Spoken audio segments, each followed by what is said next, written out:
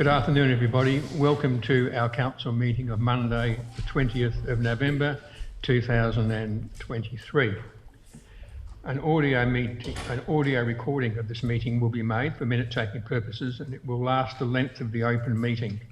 The audio file will be available on the council website after the draft minutes have been circulated. I'd like to welcome our elected members. We have no apologies or anybody on leave.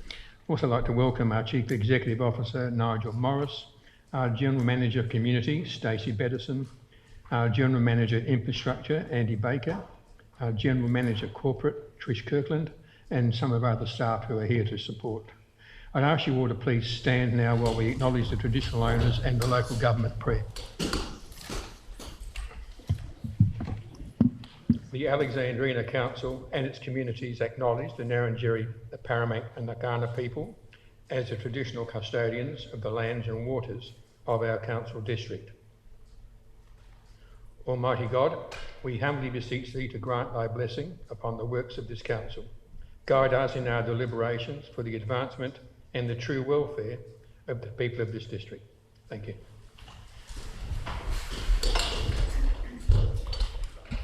Just remind council members that if you have an interest in a matter which is before council in this meeting, you're asked to disclose the interest to the council and provide full and accurate details of the relevant interest at the beginning of the meeting, and members are reminded they must also declare their interest and provide details at the time the relevant item arises for consideration. Councillor Coombs, you wish to speak? Thanks. Thank you, Mayor Parkes, and I have got your permission to say this as Deputy Mayor. Our thoughts go out to Police Commissioner Grant Stevens and his family on the loss of their youngest son, Charlie. Charlie was hit by a car on Beach Road, Goolwa on Friday night, November the 17th. He was airlifted to Flinders Medical Centre in a critical condition, but sadly died on Saturday night. He was only 18 years old. As a council, we pass on our condolence to the families and friends in this time of grief. Rest in peace, Charlie. Thank you, Councillor Coombs. I think our whole community have felt the impact of that and the shooting of the police officer at Portertown, so it wasn't a very good weekend.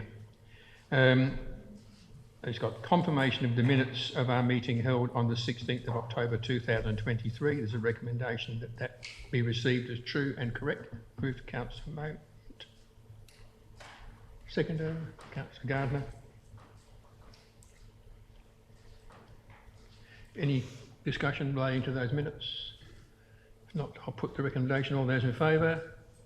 Against? That is carried. Item 2 is adjourned debate. There is none. Item 3 is presentations and deputations. We have 2 this evening. 3.1 is regarding the proposed development at the Flying Fish Cafe and Restaurant at Horseshoe Bay, Port Elliot, and we have Bronwyn Lewis to make a deputation regarding that submission. Mayor Parkes? Sorry. I've got a general conflict of interest as a member of the Fleurieu Regional Assessment Panel, and they will be considering this at a future meeting. If, in fact, the decision of the panel was appealed in the planning court, I want to ensure that I will be considered to have absolutely no bias in the matter, so we'll also leave the chamber to a location away from the public areas such that I cannot hear any discussion that are to take place.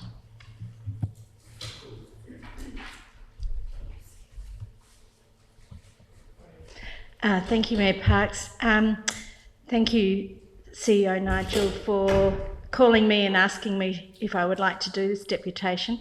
I have rehearsed it, and the first time was 4 minutes, the second time was 6. So do I have your leave, Your Worship, if I go a minute over? It certainly won't be 10 minutes. Thank you. Thank you very much, elected members, for listening to what I've got to say today about Horseshoe Bay and the Flying Fish Cafe. In your notes, you'll see that the development application is now sitting between 6 and 7 in terms of the milestones. I want to talk about the process to date and some of the issues that the community has had with this development application. This is the Flying Fish as it is today, and I can do this really fast, or I can slow down so you can see the images, so say if you want me to slow down. This is the proposed extension of the Flying Fish Cafe on community land of Horseshoe Bay. The blue area is the current footprint. The white area and the benches to the side is the proposed footprint. As you can see, it's a significant difference. So the proposed plans have the entrance to the front, and these are all online. It's 310 square metres going into the public space. So it's that big an extension. The current design takes over the footpath.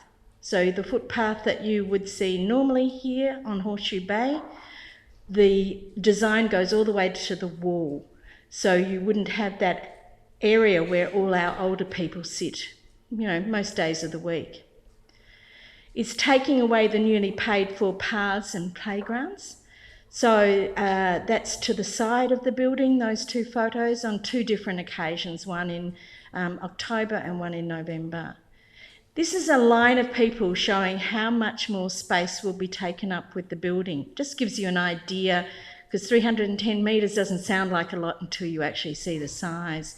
And it goes right up to the playground, right up to the new slides, taking in that wooden bench that would disappear.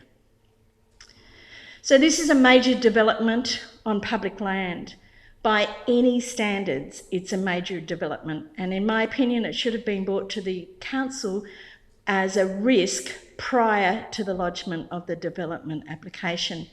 A new business plan by the leaseholders should have come to council, as this is a significant change in the current lease conditions.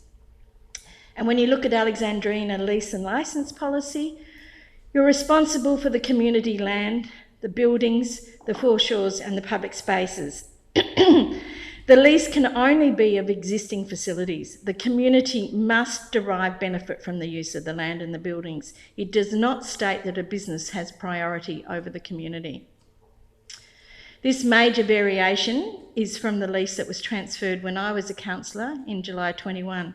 We approved that lease as the business case was presented to council.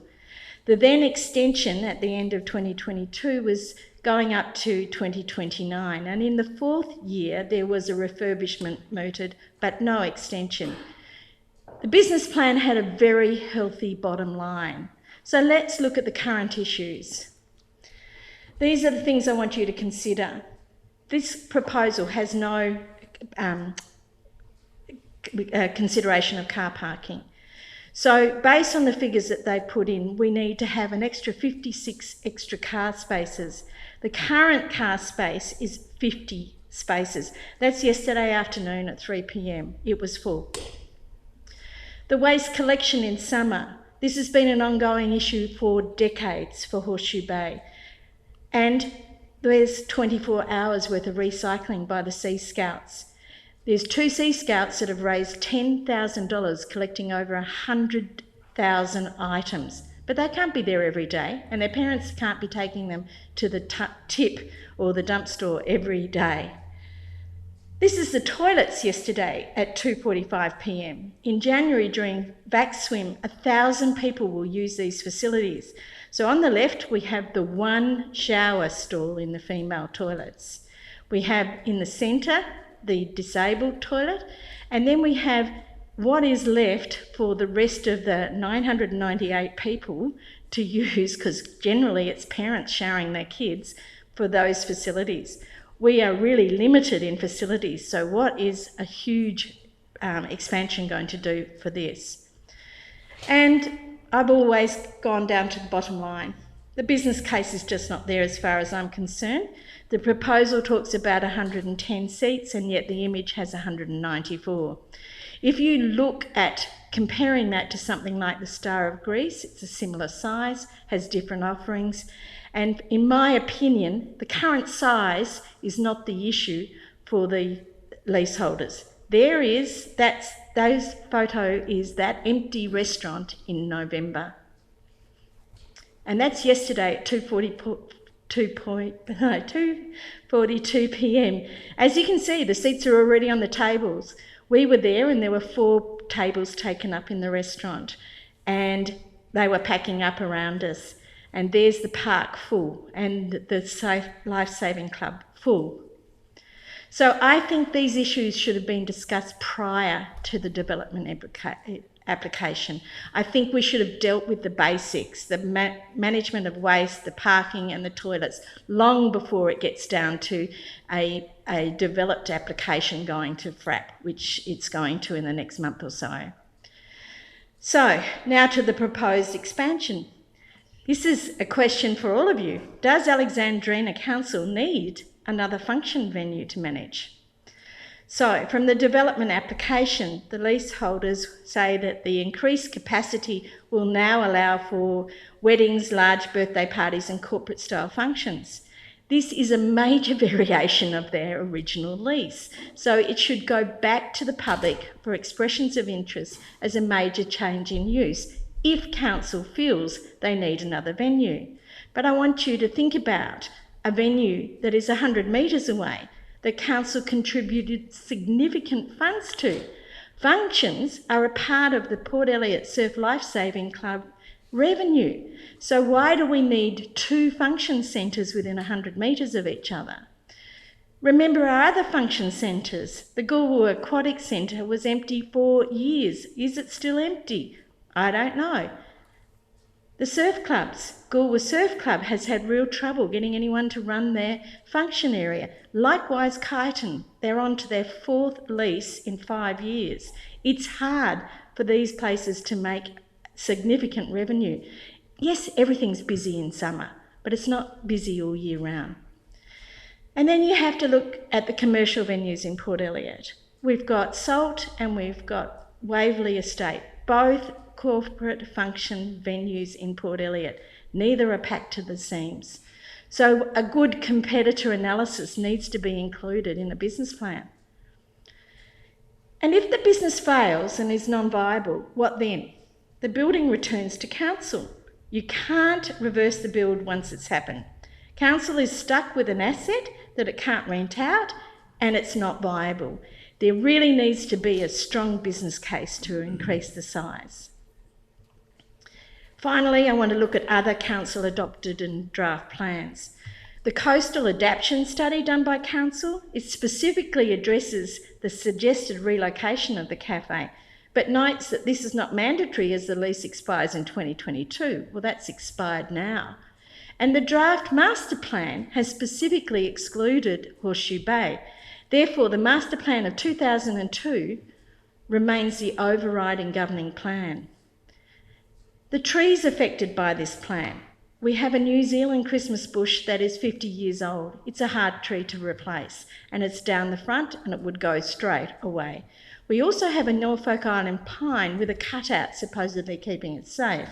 But we've just had 3 Norfolk Island pines removed in Port Elliot because of the sewerage damage when the adjacent landowner has done sewerage replacement. So we obviously will need that to be considered in this application. So in summary, I believe the leaseholders have developed an application prior to the sign-off of the conditions of their lease. This is an inappropriate appropriation of public land to the detriment of the community. It's a significant community space. There is insufficient infrastructure to support the expansion with no risk analysis on who bears the cost, i.e. council, ratepayers. Failure to consider the ageing population of Port Elliot and the community needs by removal of the pedestrian access, and insufficient waste management, which is an ongoing issue. The tree removal is a direct conflict with Alexandrina Council's tree management policy, and the coastal adaptation plan and master plan of 2002 have not been considered. So what next? The last time there was a development application that affected the Port Elliot community, council ended up in the ERD court. The community won. It cost everyone, the council, the developer, the community, and last but not least, the trust of the community for council. I'm asking you to address this before it goes any further, to work with your community and build that trust back. Thank you. So, do we have any questions? No? And that's it. Thank you very much. Thank you. Can we get Councillor Coomans back, please?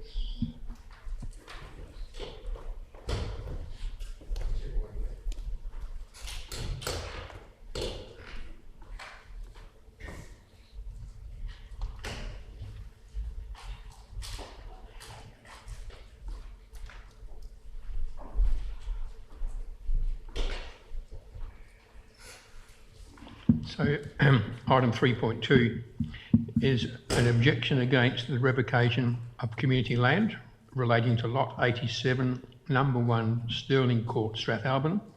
We've got Mr. Jai Golding, Mr. Ron Udlagama and Mr. Tony Hickson to make a deputation. So if you'd like to come forward, thanks.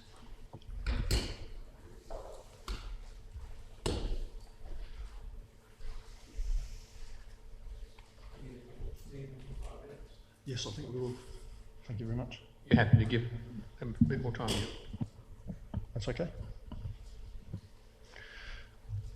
I would like to thank Council for the opportunity to speak to the proposed revocation and sale of Lot 87, Stirling Court, Strathalbyn. And thanks to those in the gallery who came to show support. There's a few there. The original intent of the land.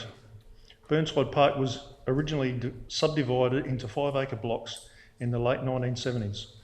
The primary purpose of the land was for horse keeping and riding. Numerous trails and open spaces were retained to allow horses to be safely exercised and trained away from traffic. Lot 87 is part of this valuable and possibly unique network of trails and open spaces.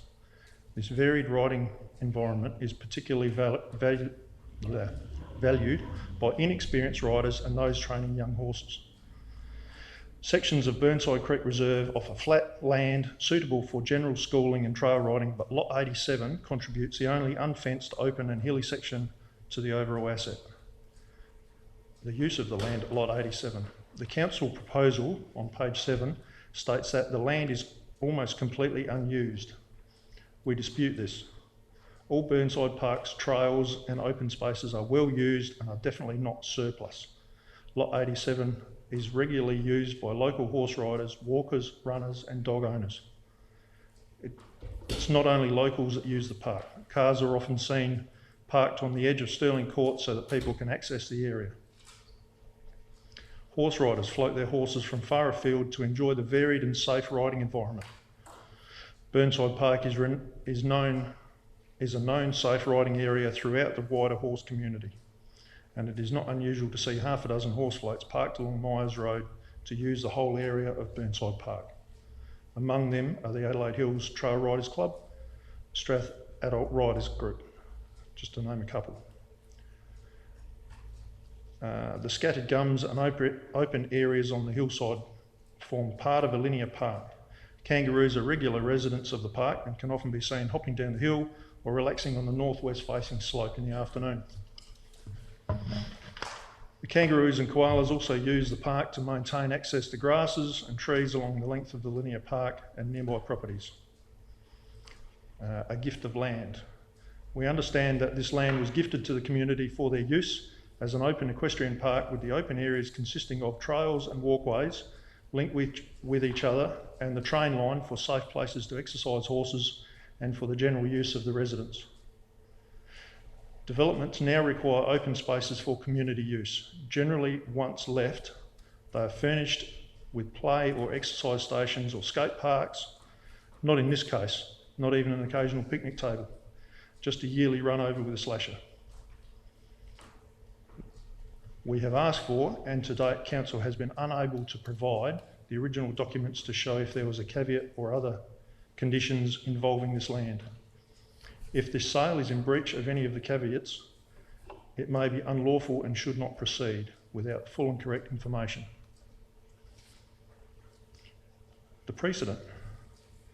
All developments in Alexandrina now require open space to be included and gifted to Council as custodians for the environment. if council are now saying they don't need the 11 or whatever the current percentage is to be left as open space for the community, then we believe this is setting a precedent for all future developments and developers, that they can reduce the amount of land transferred to council for open space, as council has set the precedents to do so. This is going to equal more profit for developers and less open space for all communities, not just this one. Trust. The people of Alexandrina gift, bequeath land, buildings, etc. for a variety of reasons for the benefit of the community. If council, as trustees of these assets, are to sell them off, is that not a breach of that trust? Does this council and councillors really want to be associated with such actions? I certainly would not if I was in your position.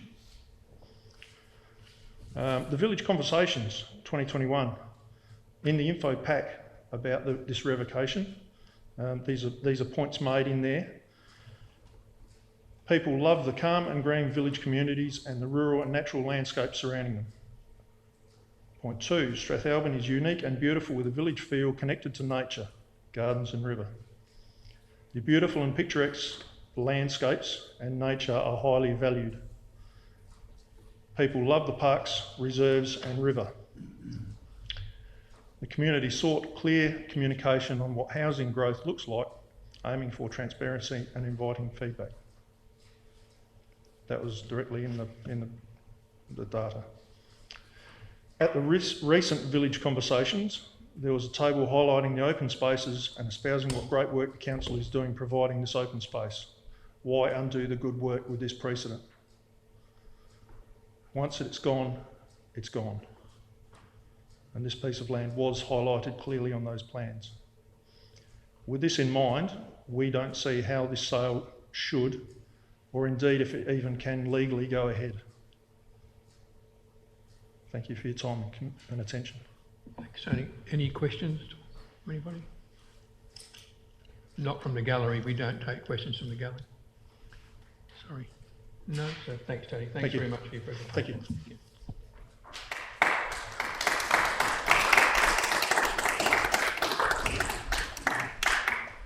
So item 4 is petitions. 4.1 is a petition objecting against the revocation of community land at lot 87-1 Stirling Court, Strathalbyn, and there's a recommendation that we receive the petition and it be referred to in the current consultation process. Is there a mover for that? Move Councillor Scott. Second to Councillor Miller. There's no discussion on petitions, so I'll put the recommendation. All those in favour? Against? That's carried unanimously. 4.2 is a petition regarding the proposed development of the Flying Fish Cafe and Restaurant at Horseshoe Bay. There's a recommendation that we receive the petition and the head petitioner be informed of the petition and the contents as per the recommendation. There's 4 points in there. Mayor Parks? Move for that. Councillor Coombs. Yes, look, I just need to declare a general conflict of interest as a member of the FRAP, but I'm going to stay in the room, not participate in any debate, and will vote. There's no debate on it, it's just purely receiving it. Is there a mover that we receive that? Councillor Oliver, seconder. Councillors Livingston, Nicholson. So I'll put the recommendation to you. All those in favour? Against? It's carried unanimously. Item 5 is questions with notice. 5.1, a question from Councillor Miller regarding the Ratalang Basham Beach Conservation Reserve Management, and there is an answer to that question in the agenda.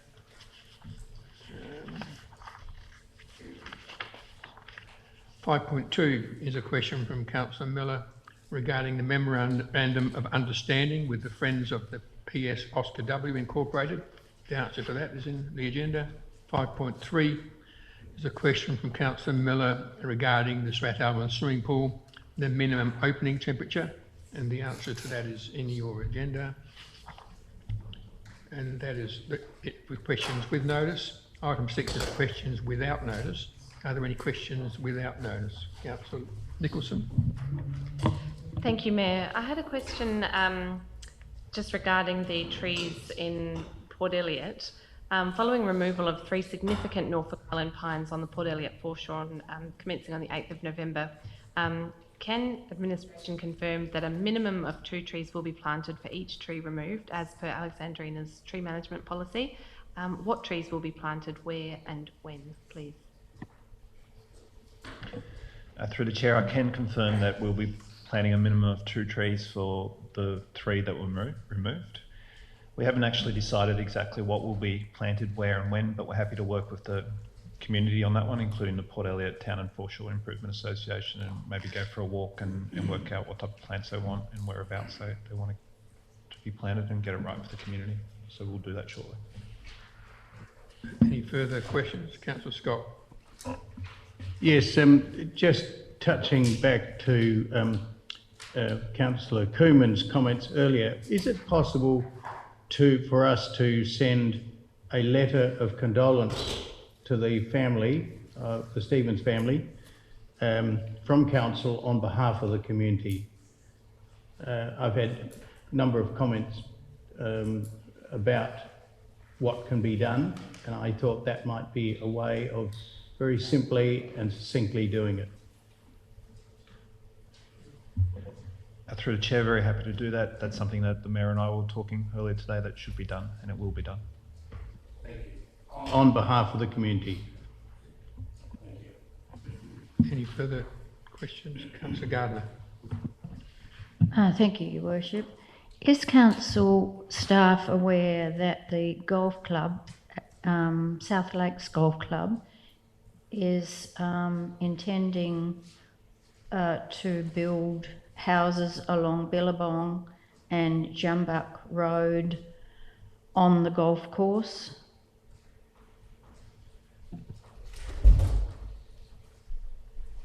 Matt will answer that. He knows what's going on.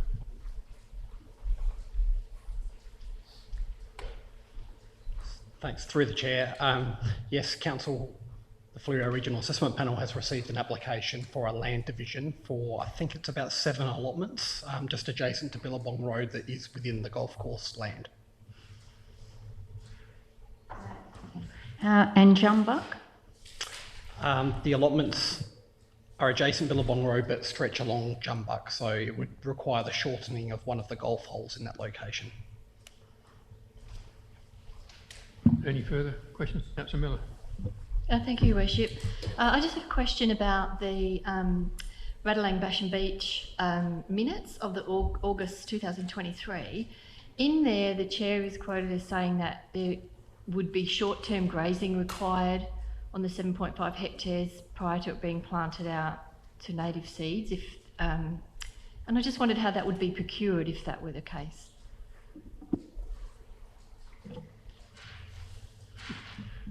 Through the Chair, I'm unaware of exactly how they decide to do that, so I'll take that on notice and bring that back at the next council meeting. Any further questions? If not, we'll move to item 7, which is notices of motions. The first one is 7.1, a motion from Councillor Nicholson regarding Goolwa food market fees. It's moved by Councillor Nicholson. Do you wish to speak to it?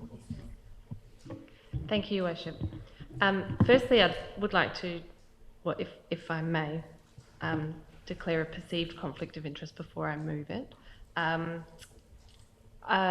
Regina Duval, who is coordinating this project, is another young mum in Goolwa who I know and I would call a friend. So I would like to declare a perceived conflict of interest in that I want the best for her, but I also want the best for everybody in our community, and there is no financial gain for me or anybody I know related to me in any way. So I will move this motion, speak to it and vote.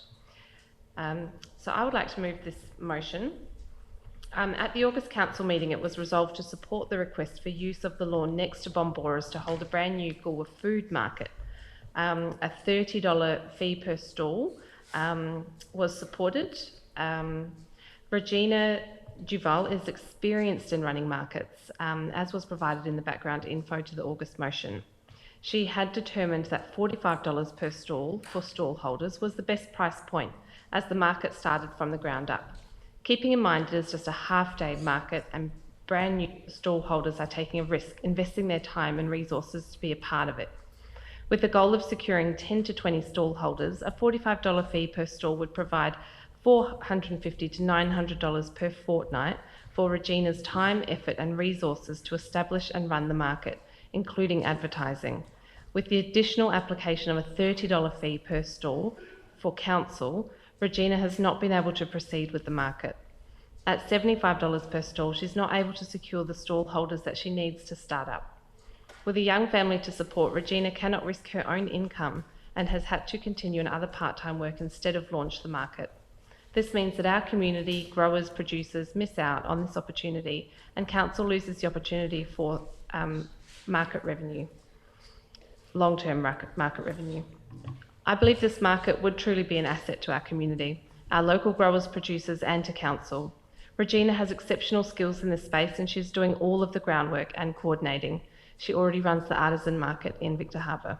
She's proposing to activate an otherwise unused space along our waterfront and has the support of the adjacent business, Bomboras.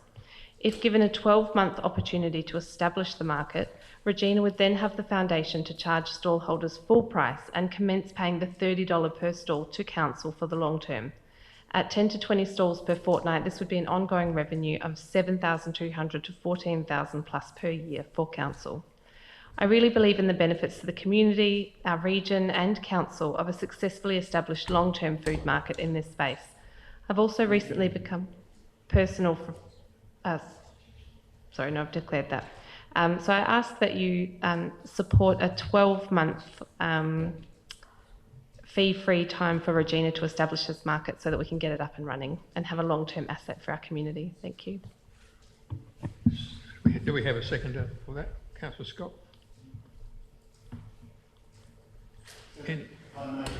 Yeah, well, they have to tell me that. Just very, very briefly,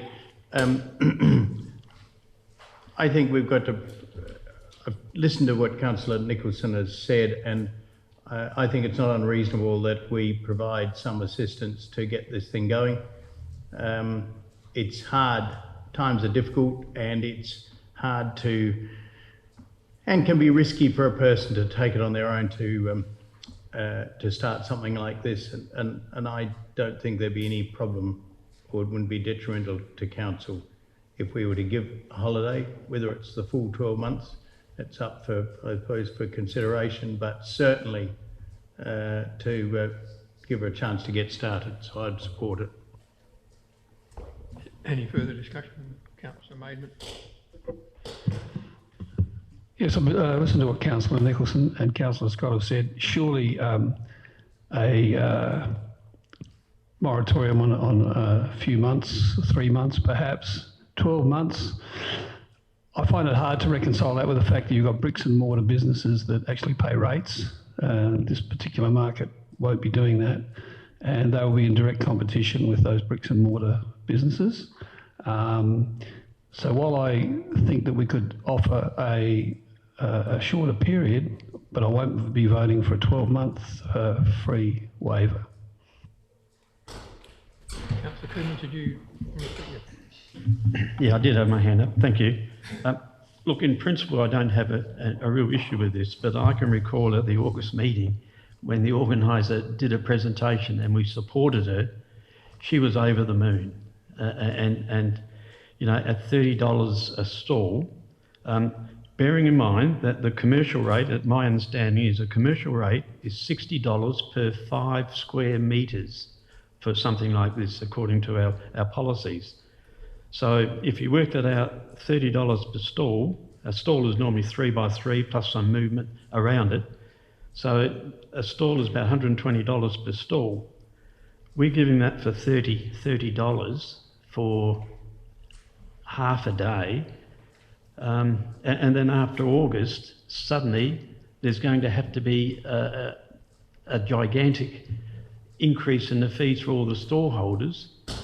And I have what Councillor Maidment's saying is I'm prepared to let it go for a short while, for 3 months or something like that.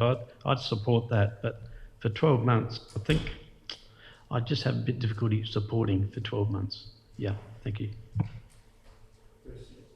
Councillor Oliver. Thank you. I have to agree with Councillor Cooman's comments. I would see a period of, say, 6 months to get it through the summer. They have the opportunity of the good bustling summer trade and all the visitors down here, and then perhaps it can be reviewed. If it's considered a bit longer required, well, we could have another look at it then. But that'll be a long enough time to know whether the market financially is going to be a goer or a no-goer, and I don't think we should be subsidising something in the long term if it's not. So perhaps one of you the last to speak, or somebody that hasn't spoken, may like to propose a variation to the recommendation or to the motion that Councillor Nicholson could consider. Do you want to change that? Please, as part of your if I could move a motion that it becomes 6 months. You can just suggest a move an amendment. Suggest a variation. Suggest a variation, my apologies, for a 6 month trial period. And Councillor Nicholson, are you happy with that? And Councillor Scott? Yeah, that's quite reasonable. Yes or no? Yep, thank you. Is any further discussion? Councillor Thornton? Yeah, I agree with the 3 to 6 months. $75 is still pretty reasonable for a market. I know that many go upwards of $150 depending on what markets you're going to. So I think it's pretty reasonable, and that's kind of the risk you take. And I think she's fully capable. When she came and spoke to us, she was amazing and has done it before. So I think she's doubting herself and shouldn't. Did you have a question, Councillor Scott? Did you say you had a question?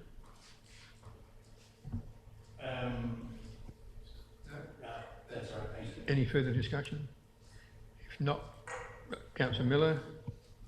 Sorry, Worship. I just listening to what everyone's saying. I completely understand what Councillor Nicholson is moving here, but I do still think 6 months is actually quite generous. There are other market holders who have been, they wear the risk every time they have a stall. I think Regina was marvellous in what she presented. I got the impression that she'd done her homework at that point in time. And I must agree with Councillor Maidment that we have other bricks and mortar businesses who, are wearing the risk of running their businesses. And so even at 6 months, I would have difficulty supporting this. I'm sorry.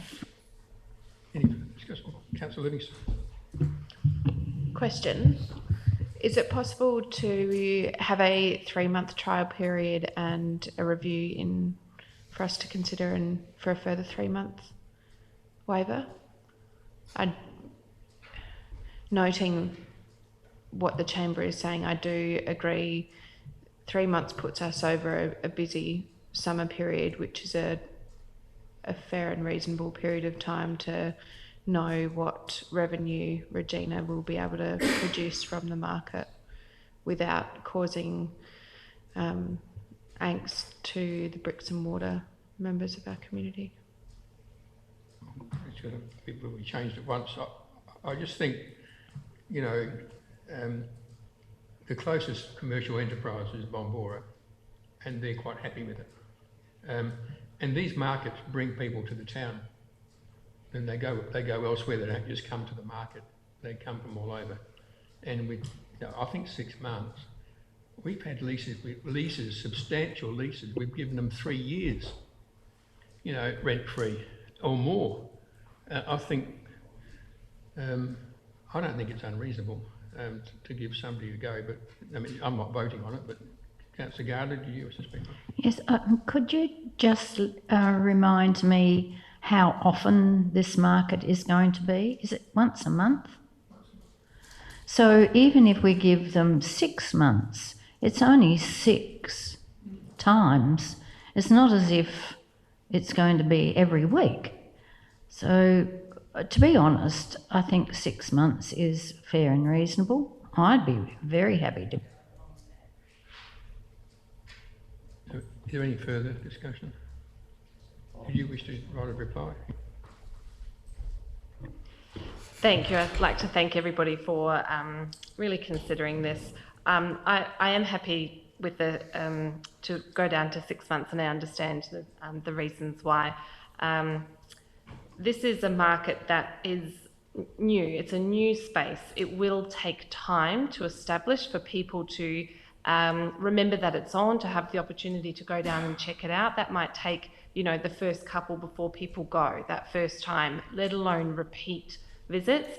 It doesn't cost council anything. This isn't a space that we're potentially taking away from another user in any way, shape or form. It is unutilised space. It doesn't cost us anything. I really think that we need to look at the long-term benefit of an established market that activates the space along our waterfront. It's a different and unique offering. It offers an opportunity for our local growers and producers to come down and do something small scale. Yes, we have other businesses, but they're likely to get their produce from potentially bigger operations. These are small scale markets, and Regina is experienced. She knows how to get something going. She knows that it's not going to be that the risk is going to be significantly reduced, that the likelihood of success is going to be increased if she can get the opportunity for people to come and try this for 12 months, 6 months, I think is a second best. She knows what it takes to get a market going. And if we don't support this, she will have to stick to her part-time work, and she won't be able to take the risk for her family to dedicate her time to get this going. So I really urge you to support this. Thank you. And that closes the debate, but I'll just clarify one thing. They're proposed to be fortnightly, not monthly. So it's fortnightly. All right, so you understand that? So that closes the discussion. I'll put the motion. All those in favour? Against? That's carried. So we go to 7.2. This is a motion from Councillor Nicholson regarding tree protection in Alexandrina. You wish to move it and speak to it?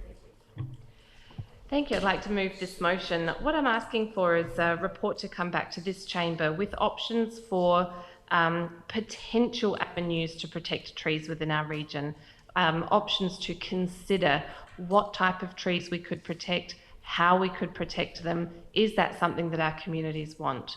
I've had a number of people get in touch with me after significant trees or significant like size trees or volume of trees have been removed from places near them. Trees that they've really loved, they've added character to where they live. And people are really upset with trees coming down, especially when there seems to be no real reason for them coming down. So I'd love to have some information for this chamber to consider. Is that something that our residents want? If it is, which trees would we like to protect? How would we like to classify those trees? Would we have penalties apply? How can we protect them? What's happening in other areas? And I really hope that you'll support this so that we can have some information to make some decisions on. Thank you. Do we have a seconder for that, Councillor Livingston? Yep. I must say I love this motion. If I'd put a percentage on how many inquiries that I get from the community members in relation to removing trees, it's probably about 50% of mine in total. So I am 100% in favour of this motion. Councillor Oliver. I'm also in support of the motion. I just wonder whether I could suggest a variation. After the word protection, we add 2 words and planting of trees. So it's not just looking at the penalty. How can we use the trees as an opportunity for growth of the canopy?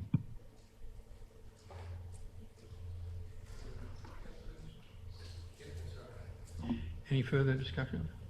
We have, from memory, we have done some work on this already. So a lot of this information may be a few years old. We do have it, so we can do some more. We did go through this, looking at particularly where people are removing trees on when they're doing developments on properties, and how much per tree they had to charge, and the type of tree and the size of the tree, and so forth. So that shouldn't be too hard to do. Councillor Coomans. Yeah, thanks, Mayor Park. Look, I do support this, but can we please, when someone puts a motion up, have a bit of background of where this all came from, what caused this motion to come up, and can we also have some officers' comments as well? Because this is just, it tells no one anything about what it's all about, and there may be some officers' comments that should be part of it. It was similar to the previous one where we had a motion, but there was no background to it. So I would urge everyone, if you're going to put a motion up, would you please put some reasoning in what it's all about, where it came from, and I'd really like to see some officer comments on it as well. But I do support this. Any further discussion? Do you need to reply to it, or are you right? Okay, so I'll put the motion. All those in favour? Against? That's carried unanimously. 7.3 is a motion from Councillor Miller regarding the holding of a council meeting in Strathalbyn in May 2024, which is History Month. It's moved. Councillor Miller, do you wish to speak to it? Thank you, Worship. Just briefly, I'm moving this motion because on Wednesday the 4th of October at Gilbert's Motor Museum, a meeting was convened by the Strathalbyn Tourism Association, and Councillor Maidman was the chair. It's a small steering committee that's formed to start planning for next year, which will see Strathalbyn celebrating 185 years of European history and also 180 years of St Andrew's Church. May is History Month in our council area, and the Strathalbyn Town Hall will be, the renovations will be just a marvellous way, I think, to celebrate the renovations, the 185 years and the 180 of St Andrews. And there's going to be lots of fundraising next year, and it has been ongoing for the restoration of St Andrews in Strathalbyn. And I just think this would be a wonderful acknowledgement of all that work, and a celebration of our council, our council's history as well. And I must say, I do hear what you're saying, Councillor Coomans, about notices of motion. I did provide that, and our procedures support that, but if you call it a reason, it won't be included, but if you call it background, you've got a bit more chance, so thank you. So do we have a seconder for that, Councillor Maidman? Just following up from that, if I might. Yes, a small committee's been formed for this 185 celebrations to get all the events on a calendar so that we don't double up or overlap. I'd dearly love to see this happen in the Strathalbyn Town Hall with Mayor Parks in 1839 regalia and CEO Morris with his knickerbockers and such in memory of History Month. It's probably around about 175 years that, I don't know, I haven't researched this, but the council was formed, or it might only be 160 years, but there's Steam Range is going to be 140 years years old, and we're talking to them, and they are very keen to do something to celebrate that in Strathalbyn. I think after May they won't be able to get down from Mount Barker to Goolwa in any case, with the bridges being renovated. So yeah, I'd like to see you all in your period costume. Any further discussion? Councillor Gardner. Your Worship, is the Town Hall able to provide the audio equipment that is necessary for our meetings? Through the chair, we're still working on the audio at the moment, but if this motion gets over the line, we'll make something work. So, Councillor Nicholson, you just... okay. Any further discussion? So, do you want to write a reply? Thank you, Your Worship. Just quickly, I think it would be amazing to see everybody in period costume at a council meeting in Strathalbyn. So, it's not part of the recommendation, thank goodness. So we'll put the motion. All those in favour? Against? That's carried. So 7.4 is a motion from Councillor Gardner regarding, you'll pulled that one, have you? I'm withdrawing the motion because the cafe at Clayton Bay is going to open in 2 weeks' time. Thank you. So 7.5 is a motion from Councillor Miller regarding the Ratalang Basham Beach Conservation Reserve establishment of grasslands, and there's a motion there with 5 points. Do you wish to speak to that and move it?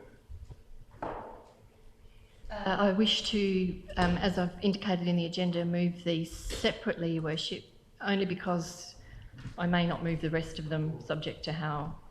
Procedure doesn't allow you to do a motion individually, only a recommendation. So a motion is as it stands. A recommendation is not a motion. It's just a recommendation. So this is a substantive motion, and so it's presented as it is, not bit by bit. And if you can change the content of it, as I advised you, but you can't pull it apart.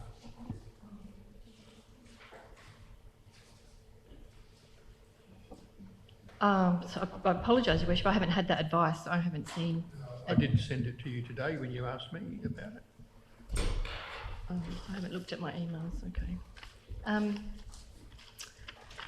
I think as much as I don't want to, Your Worship, I'm going to call a point of order on this. And it's Regulation 12, and a member can bring forward a motion any time in the form of a written notice of motion. And I have done that, and I've indicated that I wanted them to deal with them separately. Because I think they can stand on their own merit. You put the motion as a motion. You then on today, not when you lodged the motion in the time it was lodged, after today, which is outside of the time, you then wanted to change part 5 and do it bit by bit. And I advised you again that you couldn't do it bit by bit. It's a substantive motion. It stands as a motion, but you could vary the content of your motion when you move it. So that's where we are. If it was a recommendation of the administration and the chamber wanted to pull it apart and do it bit by bit, that's a different issue. But this is your motion. This is not something from administration. May I please have some advice, some governance advice on this?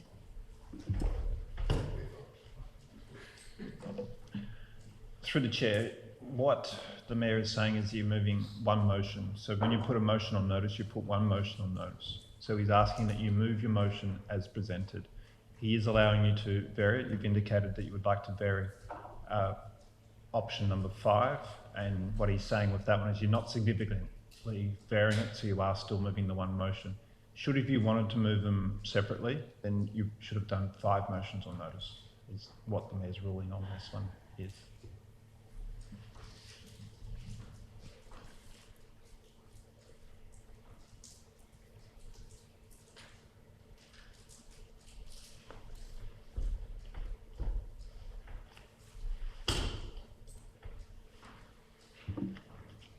I've sent through some, I move the four motions. I will move 1 to 4, but I would like, as I advised you, Your Worship, to make a personal explanation before I deal with recommendation 5 or motion 5.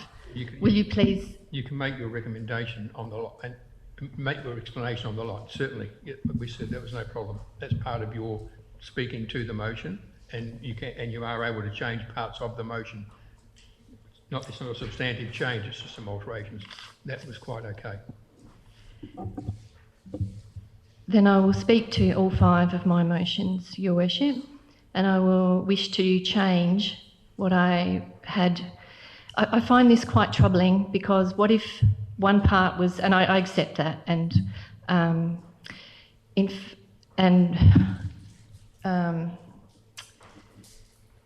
well, I'll just test it on the floor, I guess, but I would like to speak for longer than 5 minutes, if necessary, on this topic. May I please have leave to do that? You would need leave of the chamber. So is the chamber happy to have more than 5 minutes? Yep. Show of hands. Yes. So how long do you need? If I don't, I probably won't go for 5 minutes. Okay. But if I do, I would like to not be interrupted. Just bearing in mind, I know it's an important topic, but we've got a massive agenda this evening, so thanks.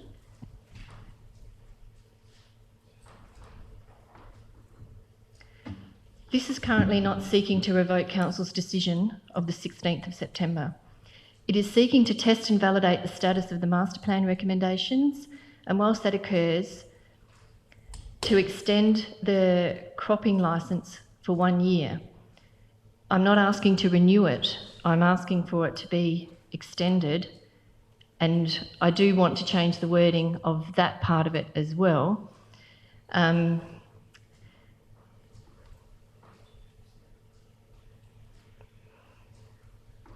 to give this the best possible chance of success and with the highest and best use of the land established, including mitigating fire risk and risks posed by declared feral animals and weed pests.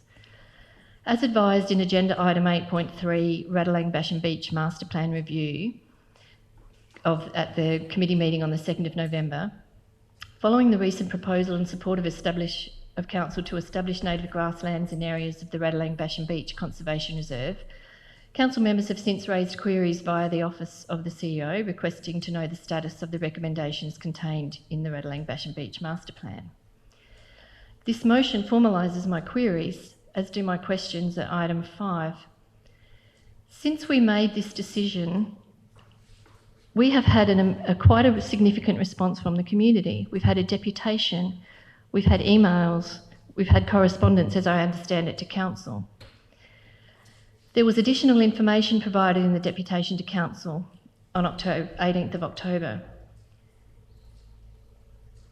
The Ratalang Basham Beach Conservation Reserve Master Plan, European Culture Interpretation on page 13, says the European settlement and farming heritage of the area will continue to be recognised by a retention of an open farming landscape at the Middleton end of the reserve adjacent Pleasant Banks homestead.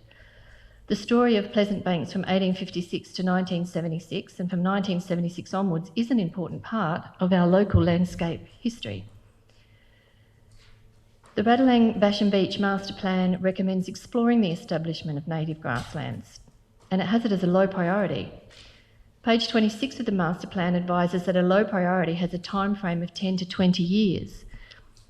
It is still not clear to me why this recommendation in the Master Plan has escalated in priority. And I understand that's a question for the committee, but it hasn't, to my mind, been answered.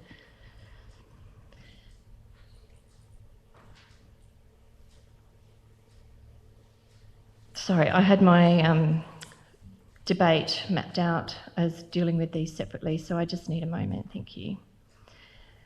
All of my motions are consistent with the resolutions of 18th of September.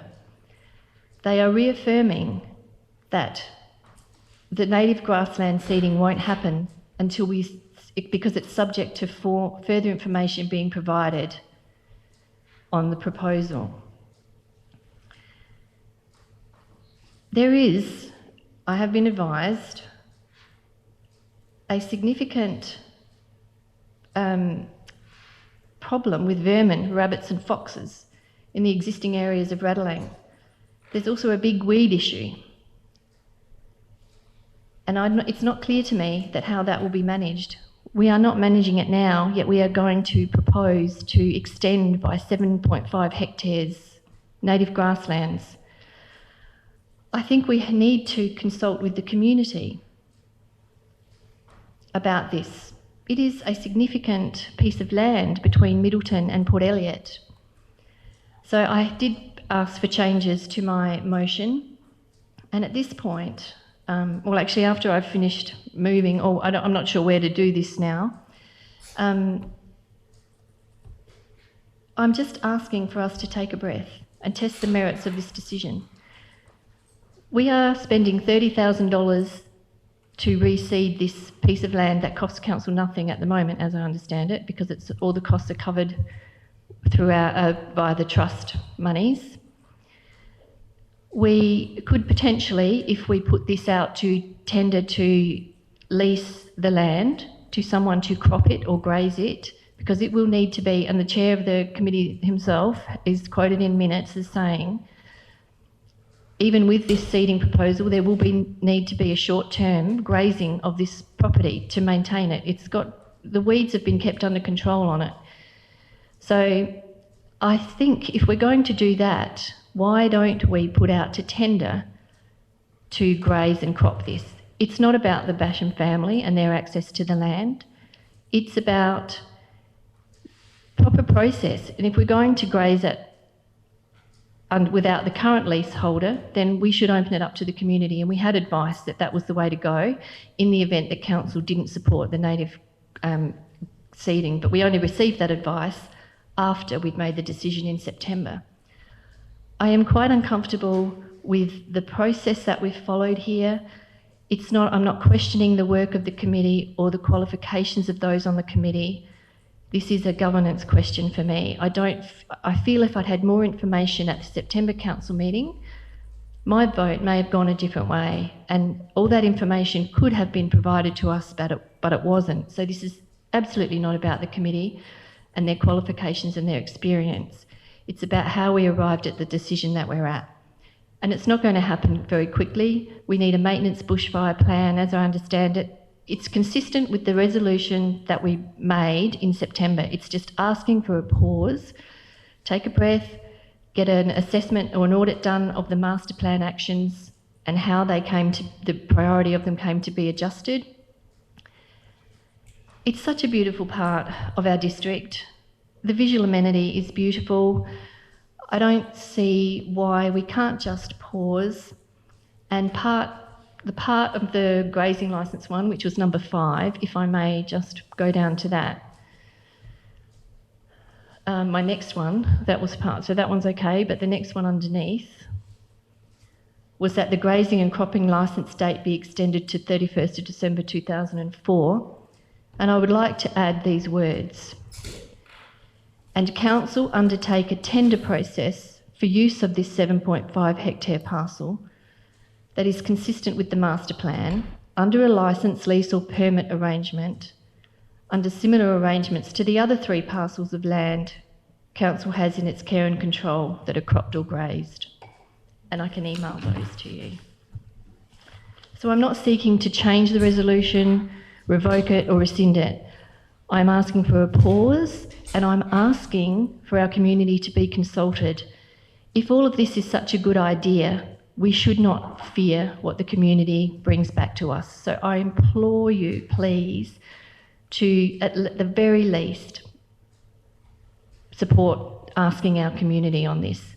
Because yes, we have care and control of this land, but it's a significant piece of land. So I'll just, so that's I'll close the debate, but I'm putting that to you. The risk I have now is that if you're not happy with one part of it, the whole lot's going to fail. So 1 to 5 are not changing the resolution that we made in September. It's just asking us to take a breath.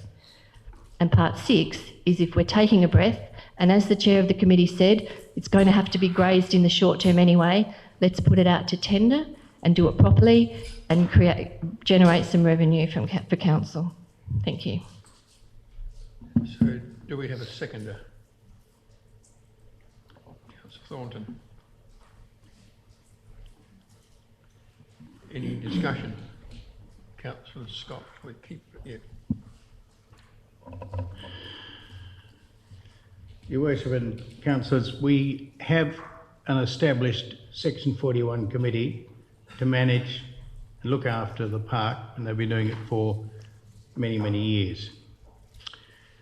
We're in a ludicrous situation where we've been bombarded with information and that amount has been increasing, and yet that Section 41 committee has not been included in this request or information. As far as I know, when I last checked, it hadn't been done. Bear in mind, they are the committee that manage it from day to day or consider what's going to be done there and make recommendations to council, which council can then either adopt or reject. So this would have been much simpler if it had gone back to the committee. They came up with the answers that have been legitimately asked, and it's quite acceptable for community to be asking questions about things, but there's no need for us to have a whole lot of unanswered questions when they could have been done in a normal way. So I'm moving a formal motion that this whole 1 to 6, the whole motion is passed on to the Ratalang Basham Beach Committee, the Section 41 Committee, for consideration and further advice. So it's a formal motion. Is there a seconder for the formal motion? Councillor Gardner. So just repeat for Tanya's benefit what the form, without going into a long thing, what the short term, what the description of the formal motion is for us. You need to tell us what and when. That the motion or the contents of the motion be referred to back to the section. Sorry. That the motion or contents of the motion, whichever way you wish to put it, be referred back to the Ratalang Basham's Beach Section 41 Committee for consideration, decision and advice, and that to be reported back to the council when that consideration has been done.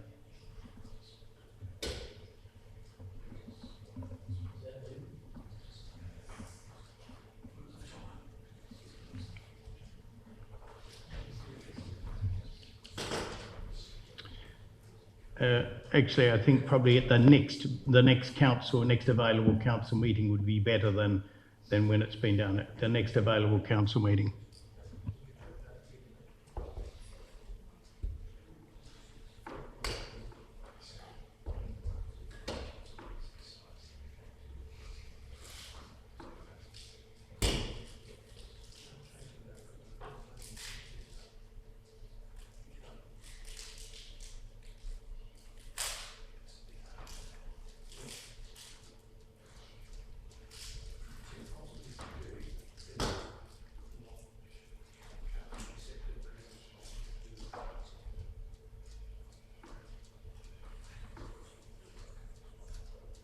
It's not the way we normally do it, but Nigel will explain. Nigel's got considerations that what's requested in the formal motion is not possible to be done, and he'll explain to you why. I just remind you, it's a formal motion. There is no discussion, no debate. All right, thank you. Through the chair, my issue at the moment is that the motion that I have at the moment is that the current lease on the cropping ends on the 31st of December. So on the 1st of January next year, the idea is that it gets taken back by Ratalang, the seeds get done. So if what you're asking for is that it be adjourned for consideration for Ratalang to consider and bring back at the December meeting, you come to the December meeting, council then may move Councillor Miller's motion, which then says that I need to go out to tender to get someone to come in on the 1st of January to do a crop. I'm unable to turn that around in 2 weeks to do it. In fact, when it's been moved from extending the current leaseholder to be going out to tender, I'm also concerned that am I going to be able to get someone to come in and crop it on the 1st of January anyway. That's why when the motion before was talking about extending the existing lease for a year, I was able to enact that. I even checked with the current leaseholder that he was able to extend for a year, and that was to be done. Should I go to Ratalang and they answer these questions and bring it back in December? I haven't got time to enact something by 1st of January, so I could be in a situation where I haven't got anyone cropping it and I haven't got anyone putting seeds in. And then what are we going to do with the land?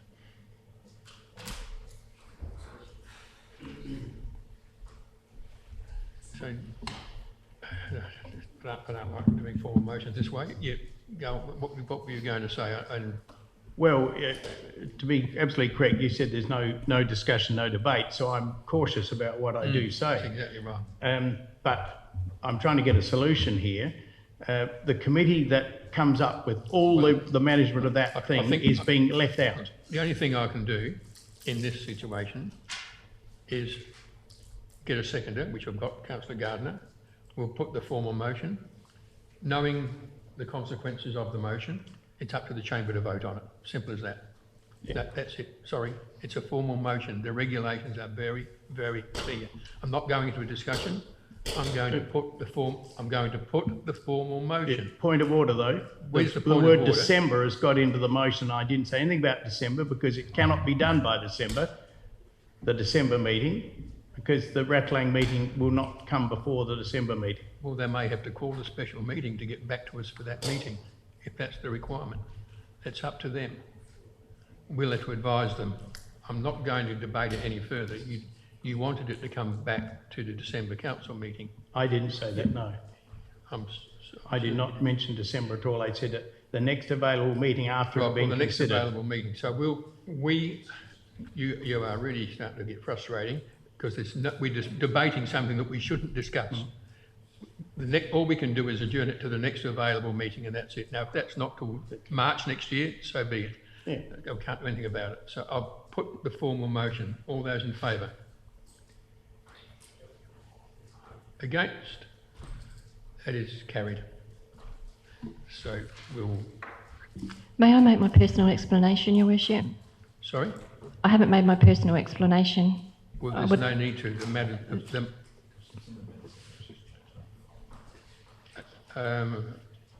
okay, yep, okay.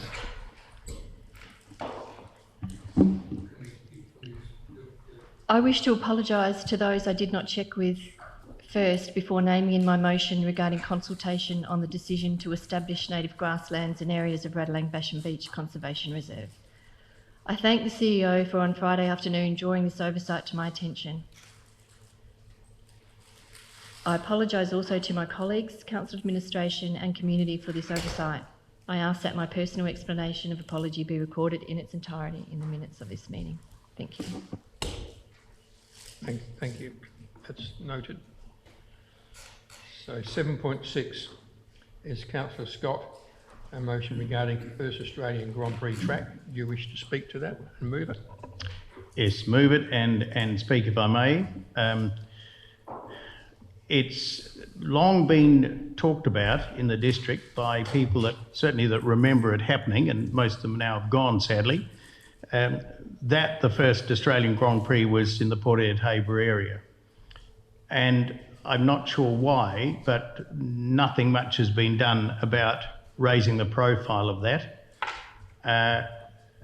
except that a couple of individuals have done some things. One of them is a resident on the straight at Port Elliot near Fifth Avenue, who has had an excellent mural done on the wall of his shed, which has drawn considerable comment from people from interstate as well. And I just think there's a golden opportunity for us to identify the track, make it a point of interest. People would come to see it. If you link it back to the Gilbert Motor Museum, people come there to look at vehicles, and then it follows on. It's the next motoring thing that's rather interesting. And I just think we could make something of it, and we could have signs like they've got the Explorer's Way going up into the north, and they've got the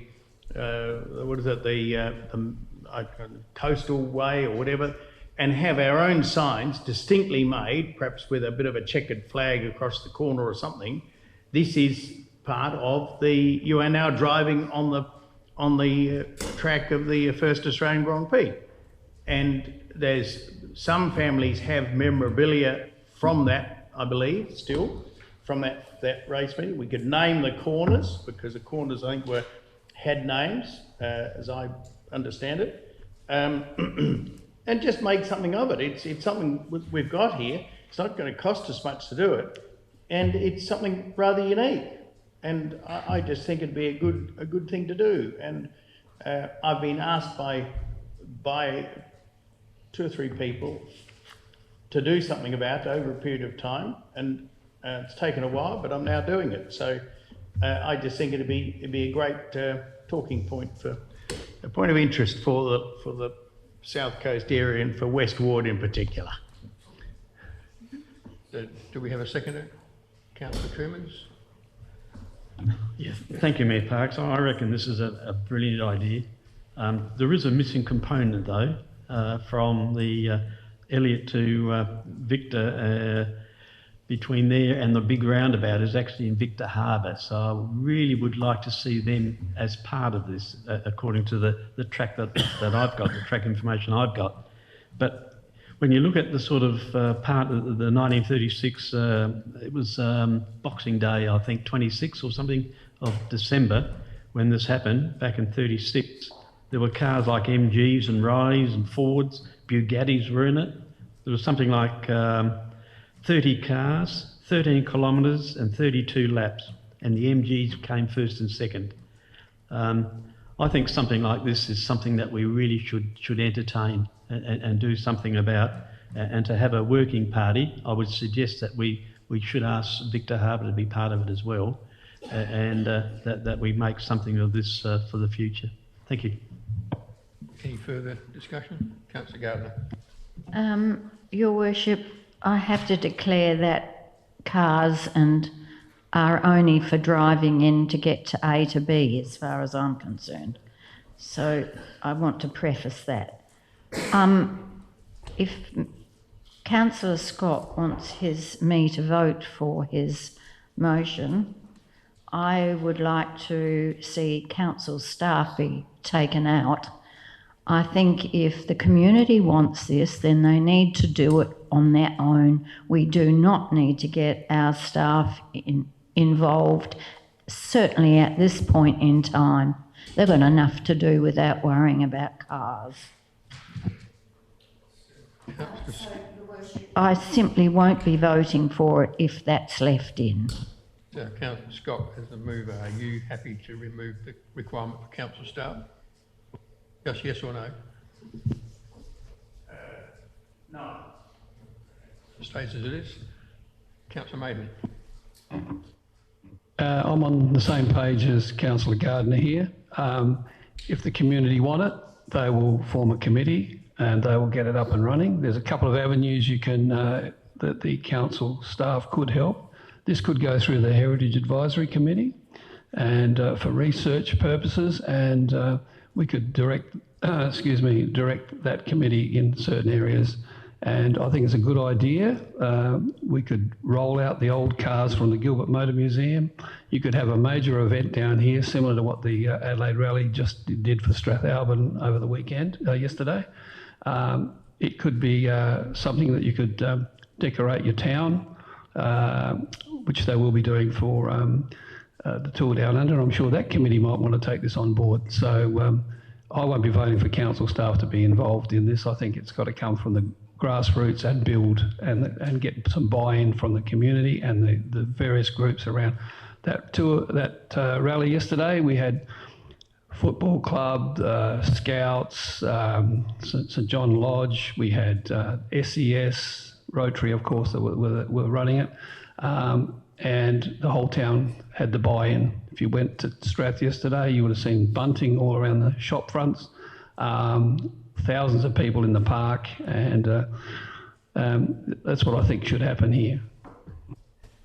Any further discussion? Councillor Nicholson.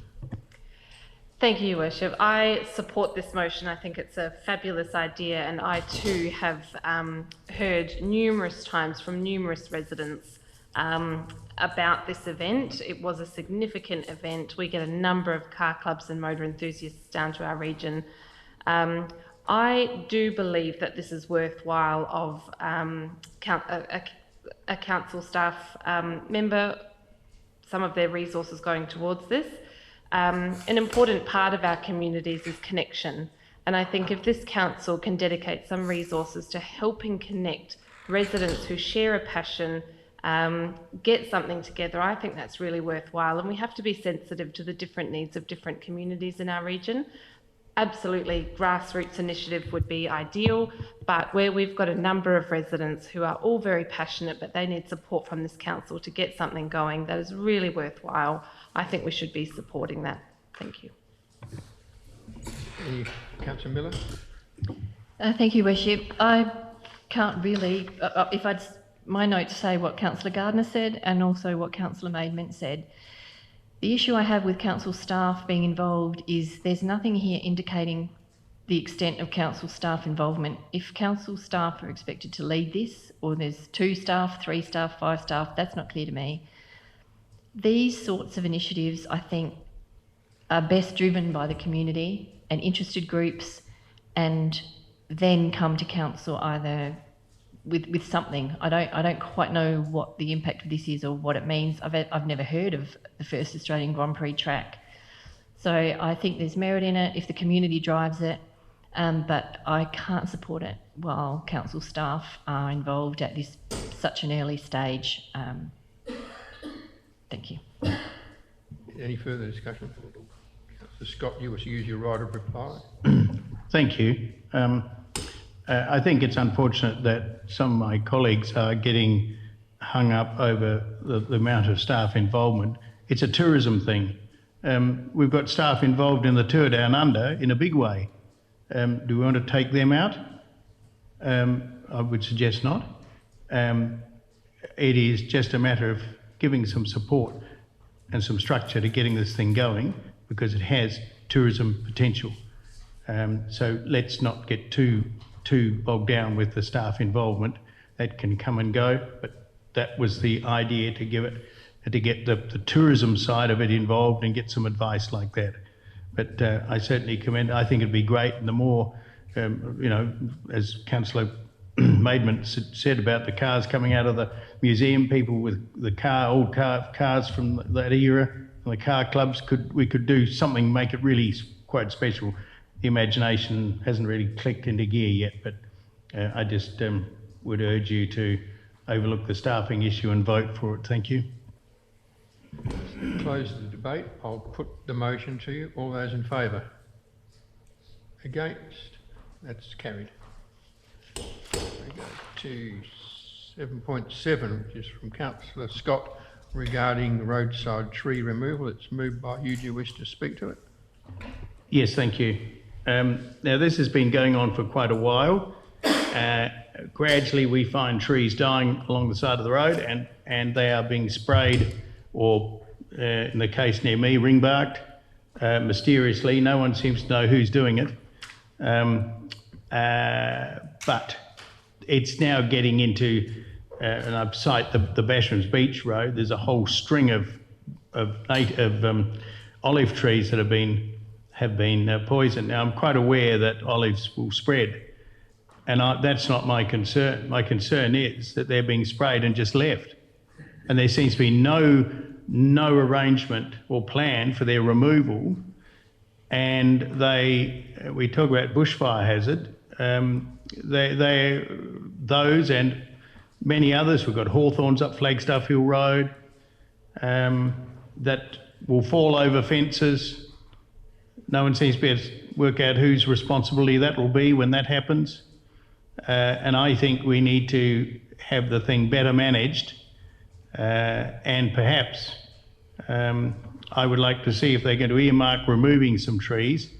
Bear in mind, a tree is a tree, and it's doing the job that a tree that we desperately want it to do, whether it's native or non-native. So why don't we plant some other trees to go with it before we pull the other one out? And what's more, take it out, leave the ground neat, and take the thing away so it's not a bushfire hazard. And an eyesore, as has been mentioned to me, how these dead trees are becoming an absolute eyesore. So that is the reason for the motion. We have another issue similar to this at Clayton, on the Finniss to Clayton Road at Clayton. So the Landscape Board don't go around poisoning trees. It's not their job. They may fund it. So I would suggest in your motion, you get Mr Baker, our General Manager, to, or his team, to follow up with the Goolwa Lap and the Landscape Board to find out, number one, who's doing it and what the plan is. Because they'll be killing olives and other stuff which is a declared pest. They poison them, but because the leaves fall off, doesn't mean the tree's dead. It takes a significant time for the root structure to get down into the root structure and completely kill the plant. So it's a great motion, but we need to get the story behind it, what's going on, because there is a story behind it, why they're doing it. So is there a seconder for that? Councillor Gardner, sorry. May I speak? Yep. I'd love to support Councillor Scott's motion in this instance. I have been concerned about roadside trees that have died for a long time, particularly the entrance to Goolwa town itself.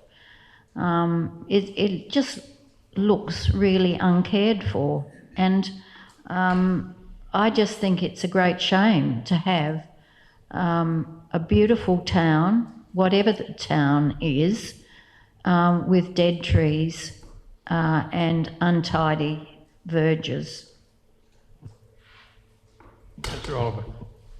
Could I please suggest an amendment? I'd like to see after the words "their removal." Sorry, you can move an amendment, but you can suggest a variation to it. Oh, sorry. Suggest a variation for consideration, please. After the words "their removal," I'd like to add or see the words added "and appropriate replacement." It'd be a shame to see the trees replaced, taken away, and just bare ground left. Are you happy with that as the mover? And Thank you. Seconder, happy? Yep. Mover and seconder are happy with that? So any further discussion? We just need to find out what's going on with them. So I'll put the motion. All those in favour? Against? That's carried unanimously. Well, yep. Okay.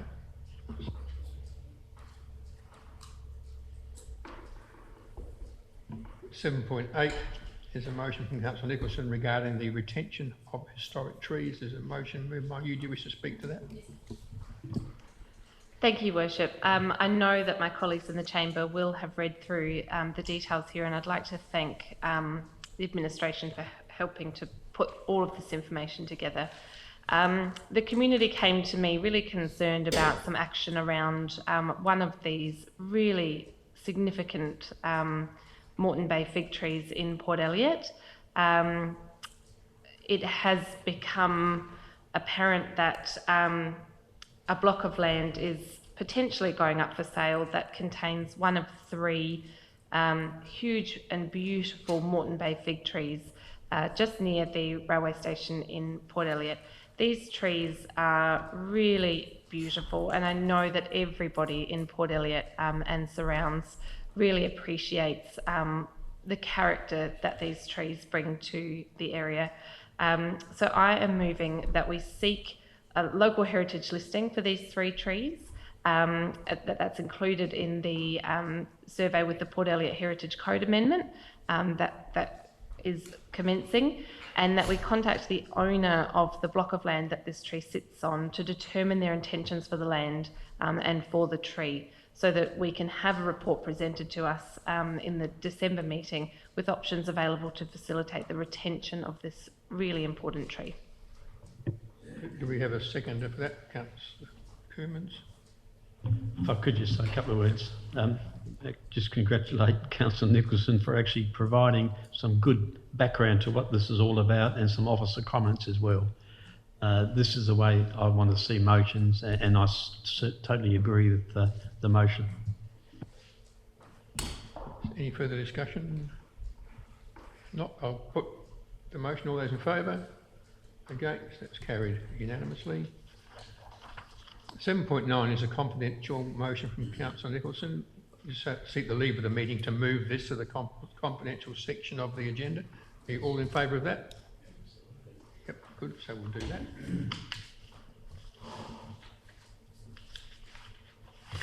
So we go to item 8, which is administration reports. So 8.1 is a request for additional funding for the Rotary Christmas Carol Event 2023, which is actually in the Goolwa event. There's an option, recommendation there with 2 options. So is there a mover for one of those options? Councillor Gardner, if you wish to move. Yes, Your Worship, I do. And part of the reason for being willing to remove the motion is that Rotary hasn't been able to have its art shows for a number of years because of COVID, and because Signal Point was not available. So basically they haven't got the funds that they would normally have. So I think this is important, $3,500. You have a seconder, Councillor Livingston.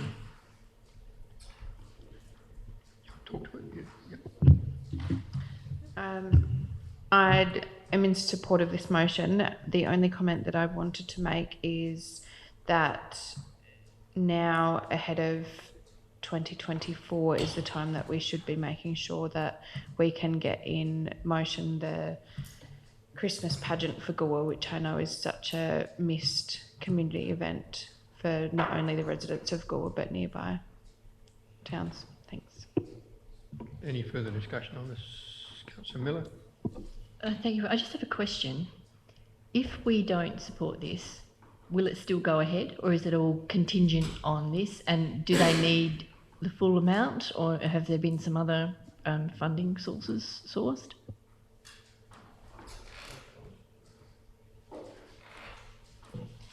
Through the chair, I've heard various amounts quoted of how much they've got and how much they need.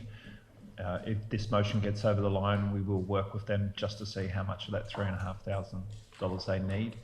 In regards to your question, will it proceed without? I know that they do need extra funding to make it a successful night, so that's why they're still wanting it to go ahead. We did ask, did they still want it to be presented to the council, and the answer was yes. Councillor Gardner was absolutely spot on with what she said. The Rotary Art Show, they've missed about 3 years. They normally would have an over $8,000 profit each year when they run that event, and they haven't been able to do it. Some of those years that building was available. They could have run it in there, and they couldn't, and they weren't allowed to. A situation at the moment is we've got the Barry Humphries, who you know passed away, a very close love friend of David Dryden. They did a lot of art together. There's currently an exhibition of the Dryden and Humphries art. Some of it's never been seen publicly, on sale. That would have been in this gallery if it was still there. The most successful exhibition, I talked to Leah Grace, she'll tell you, the most successful exhibition ever held in this gallery was the David Dryden one. We had people from all over Australia coming here and people buying art for people overseas on the telephone. It was enormous. So, and we missed that.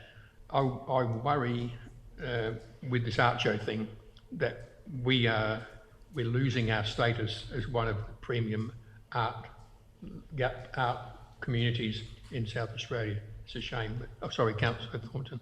I didn't see you until after I started talking, sorry. That's okay. Noting what the CEO has said, should it be Part 1 be varied to say to a maximum of 3,500? We can do that. Councillor Gardner, are you happy if we say up to that?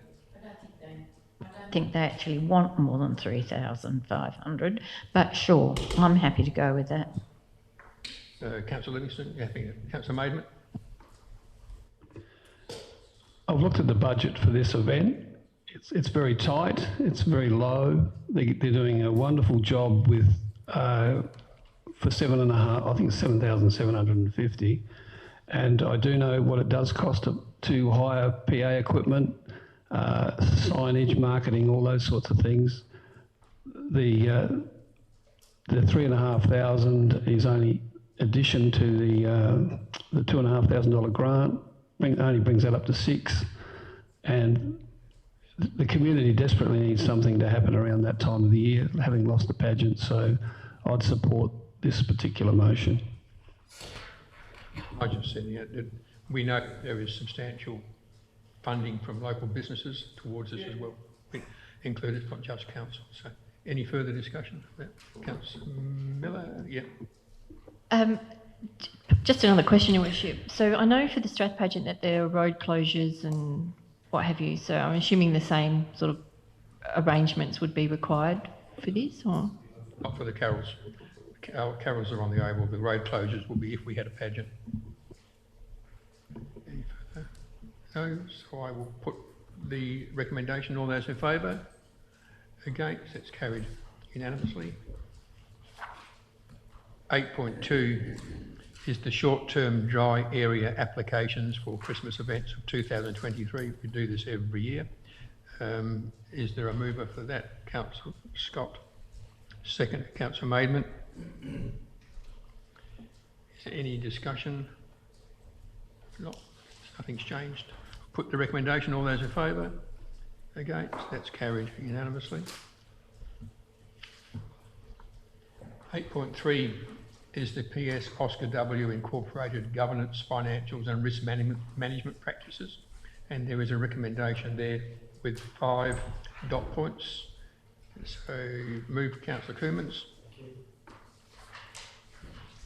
Second to Councillor Miller. Is there any discussion? No? Councillor Miller? Thank you, Worship. I just have a question, and I'll just find my question, sorry.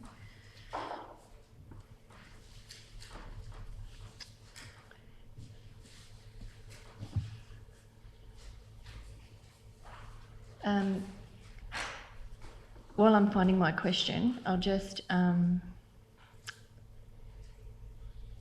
sorry. I would like to say thank you.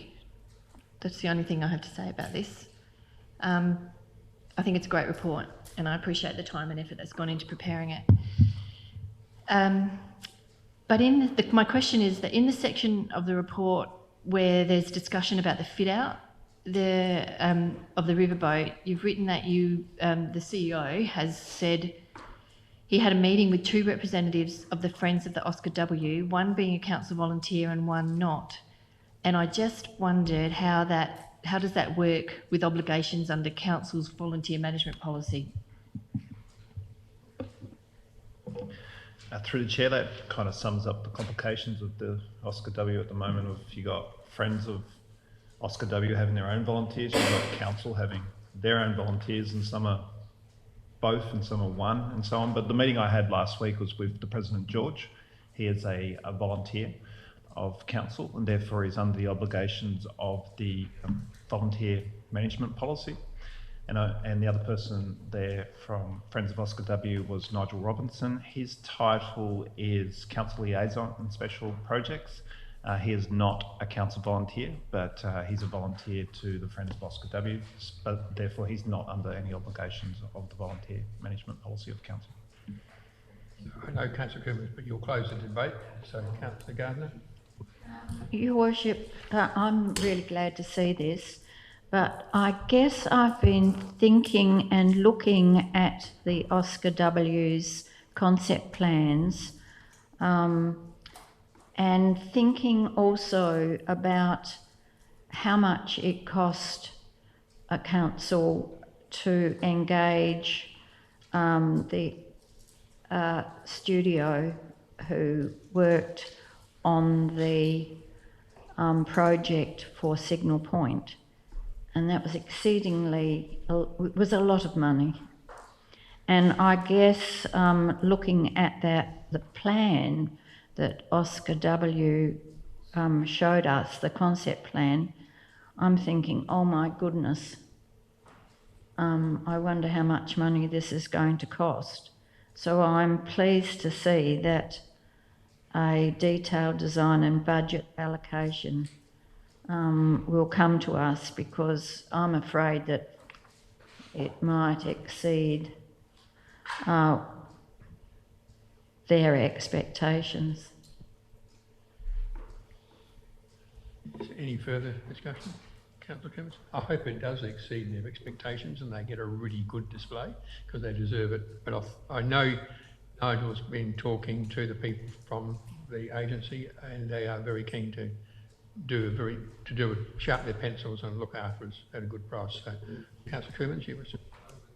Yeah, look, just a couple of words to close, and I didn't want to do this at the beginning because I just wanted to commend the CEO because he spent an inordinate number of I think that's the right term, number of hours putting this report together, and I think it covers all of the things that we've had a few meetings. As the liaison officer between the Oscar W and Council, I've been involved in all the discussions and I attend their meetings, and what this recommendation does is really sets this thing up for the future. And one of the things that we do not want to do is to lose any of those precious volunteers that spend so much time. It's something like 17,000 volunteer hours for 125 dedicated volunteers. So we don't want to lose them. It seems like after the last presentation at the council that we were pretty pleased with what we saw, and we're all on the same page, and we're going to move forward with this thing, and it's going. The Riverboat Centre is going to be something to be absolutely amazing. So thank you. Thanks very much. That closes the discussion. So I'll put the recommendation. All those in favour? Against? That's carried unanimously. was very good. On Friday we had our Volunteers Day, and one of the members of the Friends got an award for 25 years of volunteering, so it just gives you an idea of the devotion. 8.4 is the Greater Adelaide Regional Plan discussion paper submission, and there's a recommendation that we note the report and the letter. Is there a mover for that, Councillor Livingston? I'll talk to it. Yep. Question? Yep.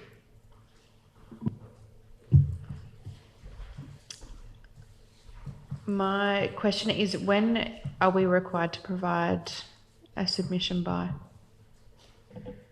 Through the chair, we've got an extension until tonight, basically. They're looking for our submission tomorrow, or in the next few days. Yep. Okay, I'm happy to move it. Is there a seconder? Seconder? Councillor Nicholson. Any discussion? Councillor Coomans. Yeah, thank you, Mayor Parks. And I've better read what I've written here because I do have a few minor issues with it. Maybe they're questions, not issues, but the focus of our input appears to be around Goolwa, and that's fine, with an eventual expansion of 5,000 to 10,000 houses. But the other expansion area is Victor Harbour, and it has something similar to what we've got for Goolwa. And there's going to be significant impact on some of the towns that are between Victor and Adelaide, and one of those is my own town of Compass, which is in the Alexandrina area, and it has a daily traffic movement of about 10,000 a day, and Compass, as you know, is split two sides. It's got housing on one side, shopping on the other, so there are some real problematic issues there. There's also a number of junctions that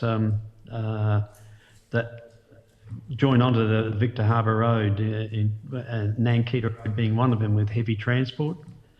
And I guess I'm concerned that we don't make some comments about the Victor Harbour growth as well, and the impact on Alexandrina.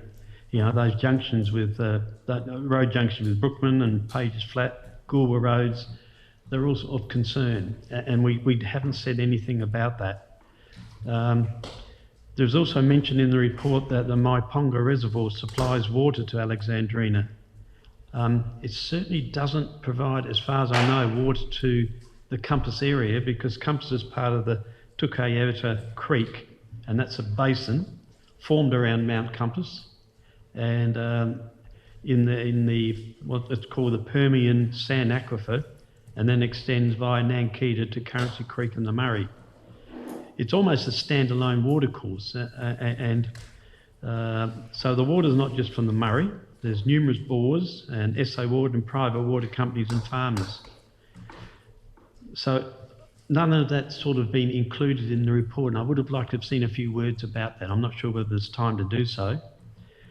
And I guess the other thing is we should be questioning the current planning system that allows piecemeal development that has no overall planning outcome, like the Goolwa North application from one owner for that land that seems to go all over the place. It's not a coordinated expansion of the Goolwa Township, but will drive future expansion, rightly or wrongly. The other point is in terms of water security, which is a current issue for Mount Compass, in relation to the CWMS treated water output. It's currently allowed to settle in ponds, and I wonder whether we should be talking about some opportunities for treating this further and providing it as water, like the purple pipe system for landscaping. I had some other comments as well. I thought it just needed some additional information about those sorts of concerns because of the impact of what's happening or what will happen in Victor Harbour. Thank you. Through the chair, I might get Matt or Kylie to respond, but we understand that when we're putting a letter together, there is a starting point and there's an end point, and we could have kept writing and writing and writing and writing to get lots of things into it. This is a council submission. There's also individual submissions as well, which people are encouraged to do, and I'm sure that a lot of that would have been wrapped up in that. Now that you're at the podium, I'll let you take over. Thanks, Nigel.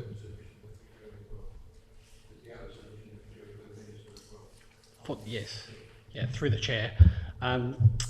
Thanks, Councillor Coomans. I'll try and summarise some of those questions and give you as many answers as I possibly can. Council's planning staff did consult with all other areas of council, including our engineering, traffic engineers, the CWMS team, and all of that information that we got back helped to inform the submission that we've put in place. But we have tried to limit it to some of the contents of the Greater Adelaide Regional Plan. In terms of transportation, there's other pieces of work and other forums such as the Southern Hills and Fleurieu Transportation Plan that will feed into the Greater Adelaide Regional Plan. So I think a lot of the issues that you've raised in relation to Victor Harbour Road, those greater regional issues will be picked up by that. The other thing to consider as well is that the Greater Adelaide Regional Plan is very much the highest level strategic planning document for the entire state, or sorry, the entire Greater Adelaide region, which extends from Murray Bridge, Cape Jervis, right through to north of Goolwa. And that it's very difficult for us at that very high level to pick up every single issue that's going to be talked about. So we've tried to do the best we can with the resources that we've got, with the information that we received back from the other council departments. We've reviewed umpteen different submissions from other councils, from other government departments as well, to help inform that process. But it's one of those things that you could probably write about forever. It's really just trying to be as succinct as we possibly can and cover the main issues. Any further discussion, Councillor Miller? Thank you, Worship. I'd just like to acknowledge the amount of work that has gone into this and understanding our issues. I did think it was interesting when David O'Loughlin came out and spoke about, think about your villages or your townships and what's unique, and focus on those characteristics. And I can't remember who made the comment, it may have been you, Matt, about, well, that's what the old planning and before we had the new planning and development infrastructure, whatever it is. So that was interesting, and I know that this is high level, and I think it's captured as succinctly as we can what we need to raise. And I'm pleased to hear you say that. I mean, we've had an advantage, I guess. We've been able to look at other councils' submissions and what their issues are in our region. I did, and I think you have advised in the past that the Infrastructure SA State Infrastructure Strategy is out for consultation, and that we were going to make a submission, or we did make a submission, because that speaks to the transport, all those big billions of dollar projects that I would imagine will be relevant to our area, and if there aren't any, well, that's sort of a little bit disappointing. Thanks. Through the chair, I'm not sure if there's a question in there, but I guess just a comment in relation to that is that it did come as a surprise to us, the infrastructure plan that was released at the same time, with nowhere near as much fanfare as what the Greater Adelaide Regional Plan. But yes, we have been formulating a response to that would align with our Greater Adelaide Regional Plan response. Any further discussion? Yeah. You've already spoken. Yeah. Question? Yeah. Could I just ask, in relation to the Maiponga Reservoir supplying water to Alexandrina, could you check that, please? Because as far as I know, it doesn't. Through the chair, I can give you an answer to that right now, because this was something that we looked at a while back. This is back when we had development plans. You're correct, the Mount Compass area isn't part of the Maiponga Reservoir, but some of the areas around Brookman Road, heading out towards the range, and the very top end of the council area is within the Maiponga catchment. So it does cover a reasonable amount of Alexandrina Council right out of the far extremities of the council area. Any further discussion? So I'll put the recommendation. All those in favour? Against? That's carried unanimously. So 8.5 is a proposed nomination of myself for the Local Government Grants Commission. So I have to declare an actual conflict of interest in this matter as it's remunerated. So I will let the Deputy Mayor take the chair and I'll leave the chamber.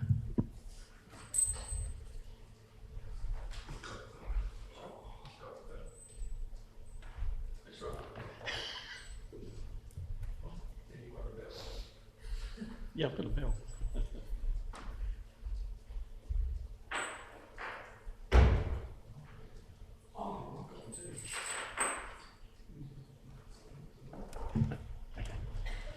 Thank you, members.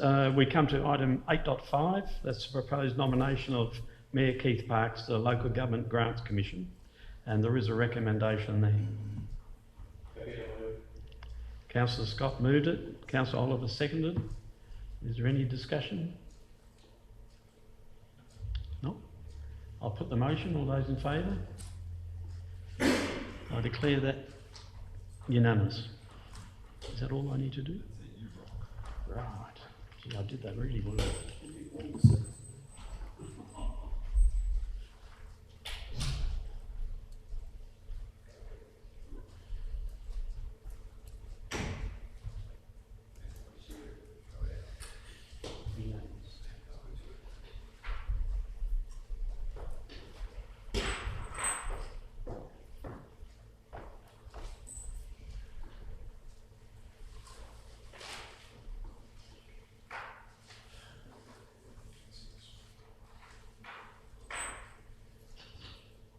So 8.6 is the election of South Australian representatives to the Australian Coastal Councils Association Committee. I may have a perceived conflict of interest, but there is absolutely no remuneration. I've been on this committee for 9 years, so there are 2 representatives from each state on this committee, and we meet by Zoom every 4 to 6 weeks. Doesn't take much time out of our lives, but it's a very important organisation. But we need to nominate, hopefully will nominate me, and another member of one of the other councils who have nominated. So there are 2 other nominations apart from myself, and we need to consider which other person we would like to see on it. Councillor Coomans, yeah. Just a question to you, Mayor Parkes. Do you know both of these candidates, and have you got some thoughts? I do know them both, and I do have some thoughts, but I think it's inappropriate for me to share them, because whichever one you choose, I'm going to work with anyway. It's up to you to. I think you need to look at the thing. I really don't want to influence what you do in this one, but I think you need to look at the candidates or the nominees and where they're from and what, etc. and what they could offer. Councillor Gardner. I'd like to nominate Marilyn Henderson from Victor Harbour. Marilyn is an eminent person from Victor Harbour. She's been on council for a long time, and I've worked with her on various committees and found her very easy to work with. Has anybody got, Councillor Livingston, do you wish to second it? Or yep. So we've got a moved and seconded for Councillor Henderson. Has anybody got any other thoughts? Councillor Miller? I just have a question, Your Worship, and I didn't get the opportunity to ask it before, but is this something that should be done by a secret ballot, just writing a name on a paper? I mean, this is, if we don't support this, it's quite awkward. And I'm not suggesting I'm not supporting it, but I'm just, it's a little bit tricky, isn't it, in my view?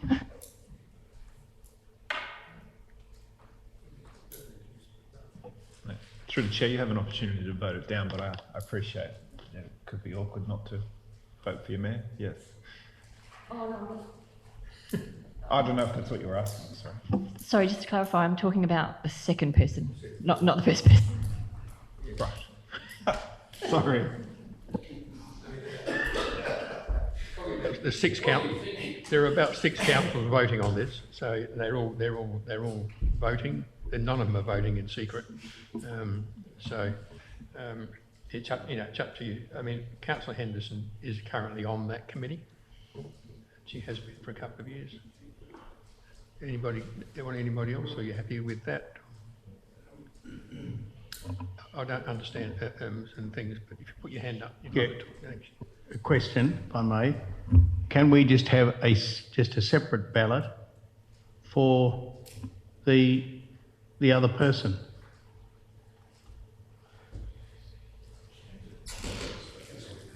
I mean, at the end of the day, it doesn't matter. I mean, if you'd like to do it on a bit of paper and we just see who you vote for, that's fine with me. It takes 5 minutes, we'll do that. Okay, let's do it. That saves any problem. Microphone off. So, Councillor Gardner, you as a mover, you happy with if you do that? If it makes other people happy, yes.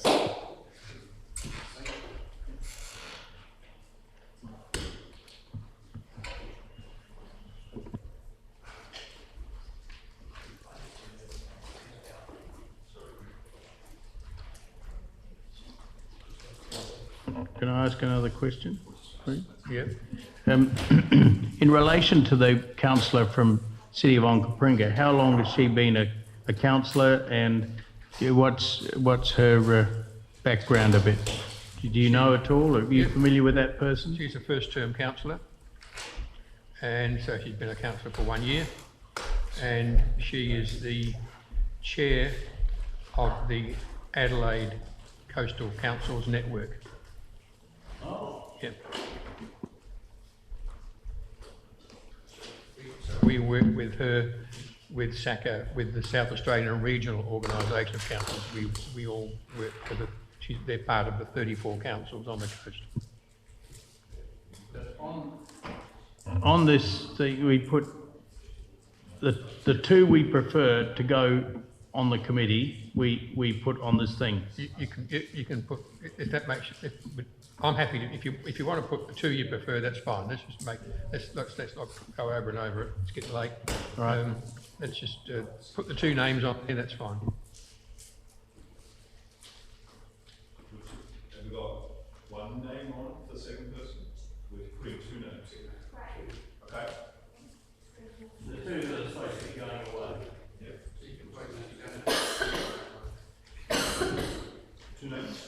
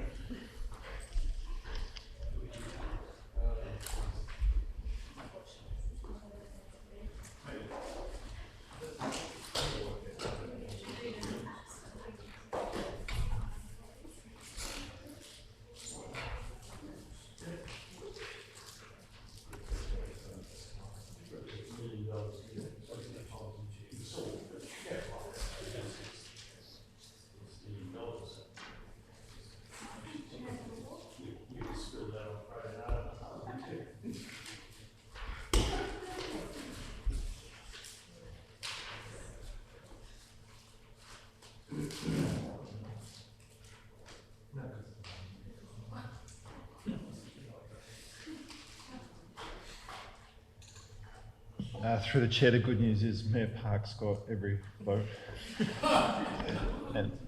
and the second majority one was to Marilyn. So we'll put Marilyn's name in and then it can be voted upon. Yep. So Councillor Henderson, Councillor Gardner moved, Councillor Livingston seconded. Any discussion? Not. We'll put it. All those in favour? Against? It's carried unanimously. Marilyn's probably not going to stand next time, just like me, because that'll see us through to the end of the term. So I think maybe Councillor Wilkes would be good to put on then, because she had a bit more time on council. 8.7 is delivering the A2040 6-monthly progress report. There's recommendation that we receive that report. Moved Councillor Laidman. Seconder, Councillor Thornton. Is there any discussion? We're just receiving the report. Councillor Miller. Thank you, Worship. Just to say, I really hope the community reads these progress reports, because it just gives a really good insight into the depth and breadth of what local government does, and it's a great read, and we should celebrate what we actually do achieve. Thank you. Any further discussion? Councillor Livingston's left the chamber. So I'll put the recommendation to you. All those in favour? Against? It's carried unanimously.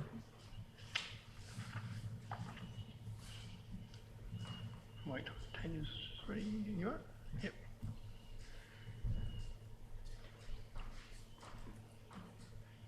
So 8.8 is the Heritage Strategy and Action Plan for 2023 to 2030. It's the consultation, feedback, summary and adoption, and there's a recommendation with 2 dot points. Do we move for that? Councillor Gardner. Seconder, Councillor Maidment. Is there any discussion? Councillor Miller. Sorry, Your Worship, just quickly, when this was out, I had a comment made to me that our heritage is not just about built form and written history. It's also about those skills that are no longer with us or that are dying out. And one of those is stonemasonry work and that sort of thing that we don't, you know, there's a lot of focus on STEM and what have you, but these are artists, the people who have these skills, and, you know, it would be some way it'd be great to reference our living history or that transfer of knowledge and make sure that occurs. But it was great, the responses that we received. Thank you.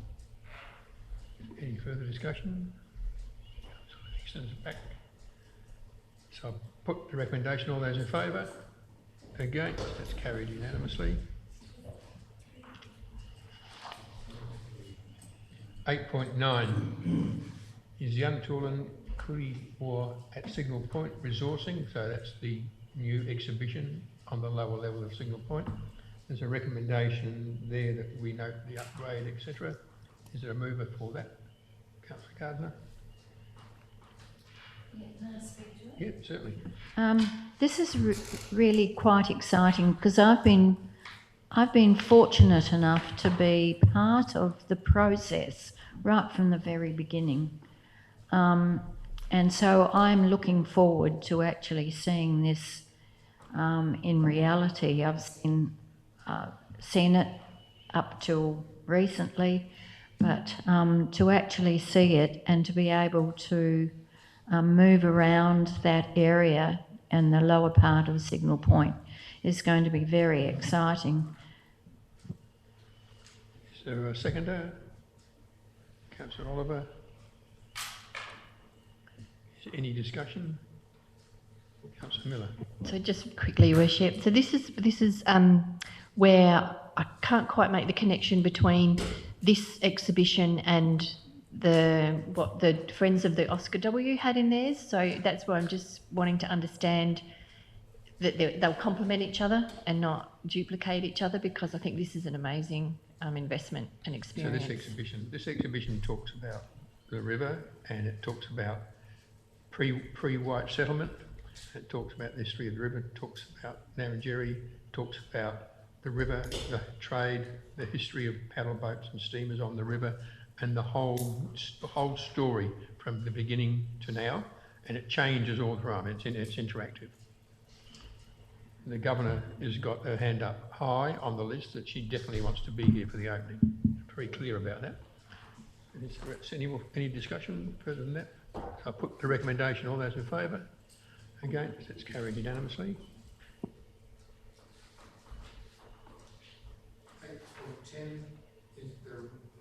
8.10 is the Repay SA partnership opportunity, and there's a recommendation in just noting the report. Moved, Councillor Nicholson. Thank you, Your Worship. I'd just like to thank administration for bringing this report. This was something that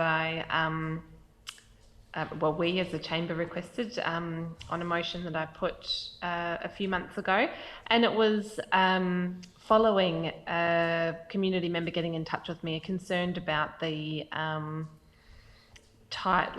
the tidiness of the corridor between Goolwa and Middleton. And I thought this would be a great initiative just to support what we're already doing. And I really hope that we can get a memorandum formed between us and Repay SA and start working together to offer a service to people that are repaying the community, where our community benefits as well. Do we have a seconder for that? Councillor Thornton? Any discussion? Not, I'll put the recommendation. All those in favour? Against? So that's carried unanimously. 8.11 is the RSL Port Elliot Subbranch lease. It's a public consultation outcomes and a recommendation that we receive the report and, of course, grant them a lease. Moved Councillor Scott. Seconded Councillor Oliver. Any discussion? No. So I'll put the recommendation. All those in favour? Against? That's carried unanimously. 8.12 is the Strategic Land Program Group 1. So it's the Goolwa Terrace Roundabout public consultation outcomes and the recommendation with 3 or 4 dot points there. Is there a mover for that? Councillor Gardner. Seconder, Councillor Oliver. Any discussion?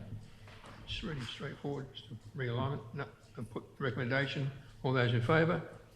Against? It's carried unanimously.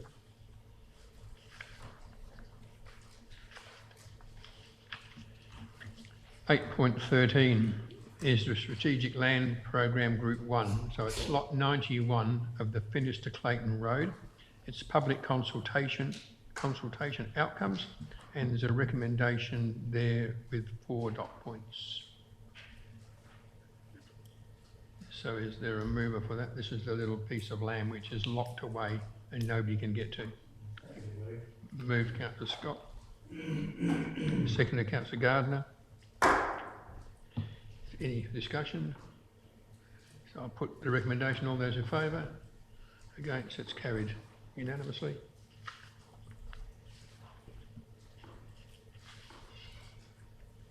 .14 is the legislative reform, the Audit and Risk Committee draft terms of reference, and there is a recommendation there with 2 dot points. Move Councillor Oliver. I would also like to move an amendment. You can move it with the change if you wish. Yes, if I can. Yeah.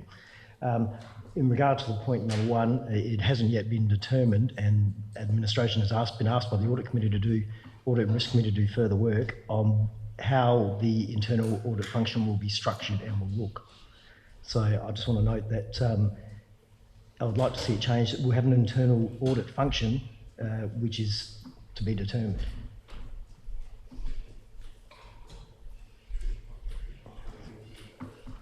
Thank you. Through the chair, in order to finalise the terms of reference, council needs to determine whether they will have or will not have an internal audit function. We currently have a form of internal audit activity in the organisation. It's been advised to us by the external auditor that it's likely sufficient to meet the requirements of the internal audit. And so the decision later might be what form the internal function takes. But in order to finalise the terms of reference this evening for the legislative requirement for the 30th of November, the council will need to decide whether they want to have one or not have one. There is an alternative recommendation in the conclusion, should council choose not to have an internal audit function as well. So you're saying we shouldn't have, which is to be determined, you're saying we should have an internal audit function? The recommendation is to have an internal audit function, and the terms of reference are drafted to include it, but should council choose to not have one, there is an alternative resolution to amend the terms of reference accordingly. Again, I'd just like to see the words on the end with scope and form to be determined. And with all due respect, what was suggested to the Audit Committee, I would put it to you as the Rolls-Royce version of it, which will cost a lot of money and may massively exceed what we require. Through the chair, I don't see any issue in terms of finalising the terms of reference with that addition. So is that wording how you want it?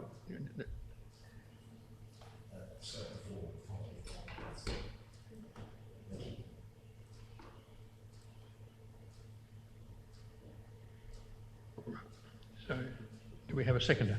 Councillor Miller. Thank you, Worship. I was an observer at the Audit and Risk Committee where this was discussed, and I concur with what Councillor Oliver has moved here. I think the important thing is that we have an internal audit. We've budgeted for an internal audit in the 23-24 annual business plan, so the funding is there. I agree that perhaps it was a little bit over-engineered what came to the Audit and Risk Committee, but I think it's very important that it's clear, and it's really more about the subject matter than how it gets done, as long as it's done at arm's length. And that's where I think the current internal audit function falls down, is that it's done by the administration. And I think the value add comes when it's an external set of eyes conducting this, because you get that independent discussion with officers, and it's not about what you're doing wrong. It's a continuous improvement mindset that's really important to have in this. And with some of the other briefings that we've had, and some that have been in confidence, I think this is one little way that we can value add and look at some key areas. And I commend the Audit and Risk Committee for supporting this. Any further discussion? Put the recommendation. All those in favour? Against? That is carried unanimously. 8.18, the establishment of terms of reference for the Fleurieu Regional Building Fire Safety Committee. There's a recommendation there that we receive the report, etc.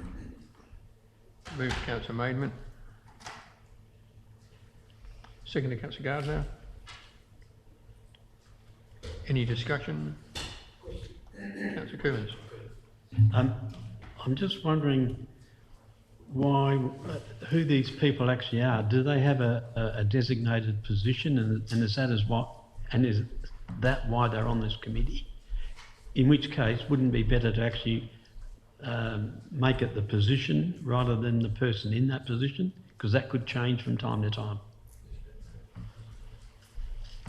Through the chair, the Building Fire Safety Committee is an authority under the Planning Development and Infrastructure Act, and the Act requires the appointment of specific persons to those particular roles.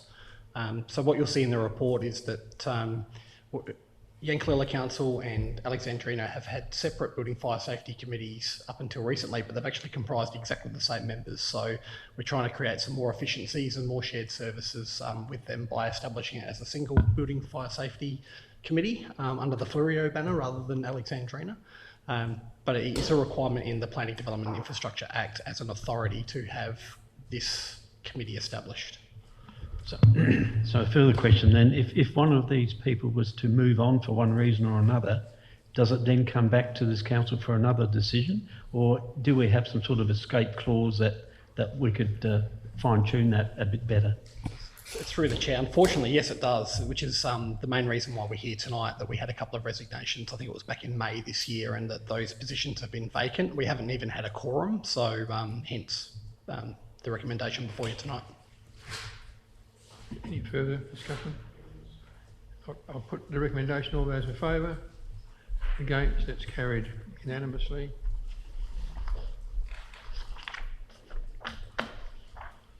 .16 is a code of practice, access to council and committee meetings and documents, public consultation outcomes, and there's a recommendation there with 3 dot points. Moved Councillor Miller. Seconder. Councillor Thornton. Any discussion? I'll put the recommendation. All those in favour? Against? It's carried unanimously. 8.17 is the behavioural management policy, and we have a recommendation with 2 dot points. Move Councillor Maidment. Seconder Councillor Thornton. Any discussion relating to that? No, I'll put the recommendation. All those in favour? Against? It's carried unanimously. 8.18 is subsidiary annual reports for 2022-23, and there's a recommendation then there are reports from the 4 subsidiaries.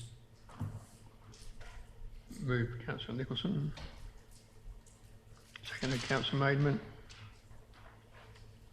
Any discussion relating to that? No, I'll put the recommendation. All those in favour? Against? That's carried unanimously. 8.19 is the Chief Executive Officer's report, and there's a recommendation. There's 2 recommendations in there. We'll do it all together as normal, but there's recommendation 1 and recommendation 2. So is there a mover? Councillor Livingston, you moving? Talk to it, yep. Yep. I was also hoping to move an amendment, or variation, sorry. So recommendation 1 at point 3,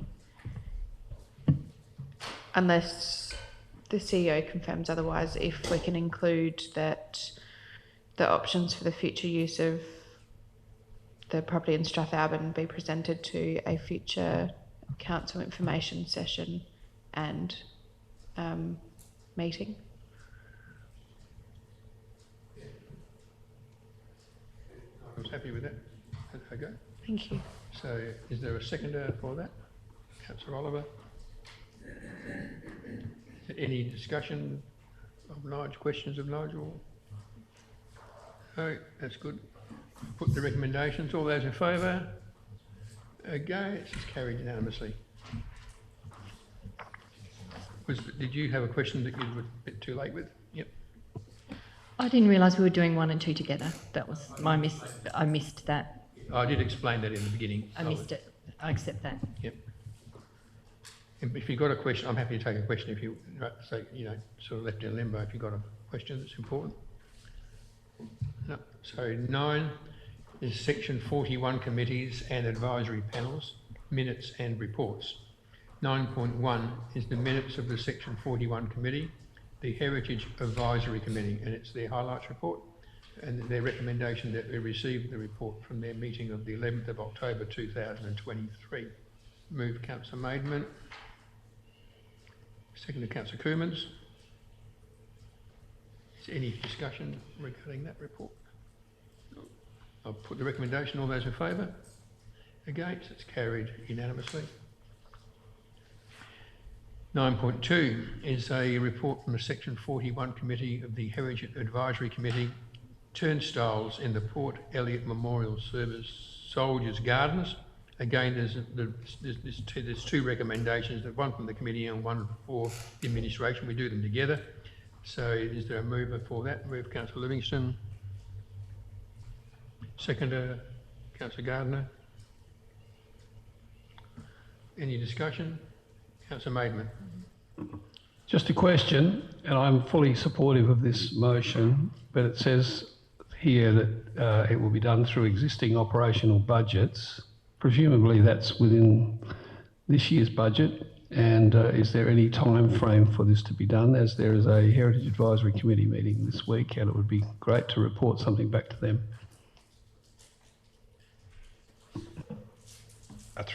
I will email you that tomorrow to give you a bit more time frames, but my reading of the resolution was that it's this financial year. Any further discussion? There's certainly a lot that need fixing up, don't they? So I'll put the recommendation. All those in favour? Against? It's carried unanimously. 9.3 is the report from the Section 41 Committee of the Heritage Advisory Committee, pre-approved road names. This comes from their meeting of the 11th of October 2023. And there's a list of recommendations from the committee and the officers' recommendations. So we do them together also. Move Councillor Gardner. Councillor Maidment. You can amend it if you wish to and put a parks in there or something. Sorry, I'm joking. Any further discussion? I'll put the recommendation. All those in favour? It's carried unanimously. Try and put a bit of humour into the council meeting. 9.4 is the minutes of the Section 41 Committee, the Climate and Emergency and Environment Committee. It's their highlights report. There's a recommendation that we read their report from the 10th of October 2023. Moved Councillor Coomans. Is seconded Councillor Nicholson. Any discussion? Put the recommendation. All those in favour? Against? That's carried unanimously. 9.5 is the minutes of the Alexandrina Sustainable Agriculture Roundtable, ASART, their highlights report. There's a recommendation that we receive their report on the 17th of October 2023. Councillor Thornton moving it. Is there a seconder? Councillor Nicholson. Any discussion? So I'll put the recommendation. All those in favour? Against? It's carried unanimously. 9.6 is the minutes of the Section 41 Committee, Audit and Risk Committee of the 2nd of November 2023. There's a recommendation that we receive and note the minutes. Moved Councillor Oliver. Seconder, Councillor Thornton. Any discussion? I'll put the recommendation. All those in favour? Against? That is carried unanimously. 9.7 is a report from the Section 41 Audit and Risk Committee. Audit and Risk Committee draft annual report for 2022 to 23. And there's a recommendation of the committee that pardon? It's just all only on that one. 9.2 is the other one. So it's just the recommendation of the committee. Is there a mover for that? Councillor Oliver. And could I please just note the hard work of the committee and the chairperson, Alice McCleary. Thank you. Have a seconder for that? Councillor Thornton.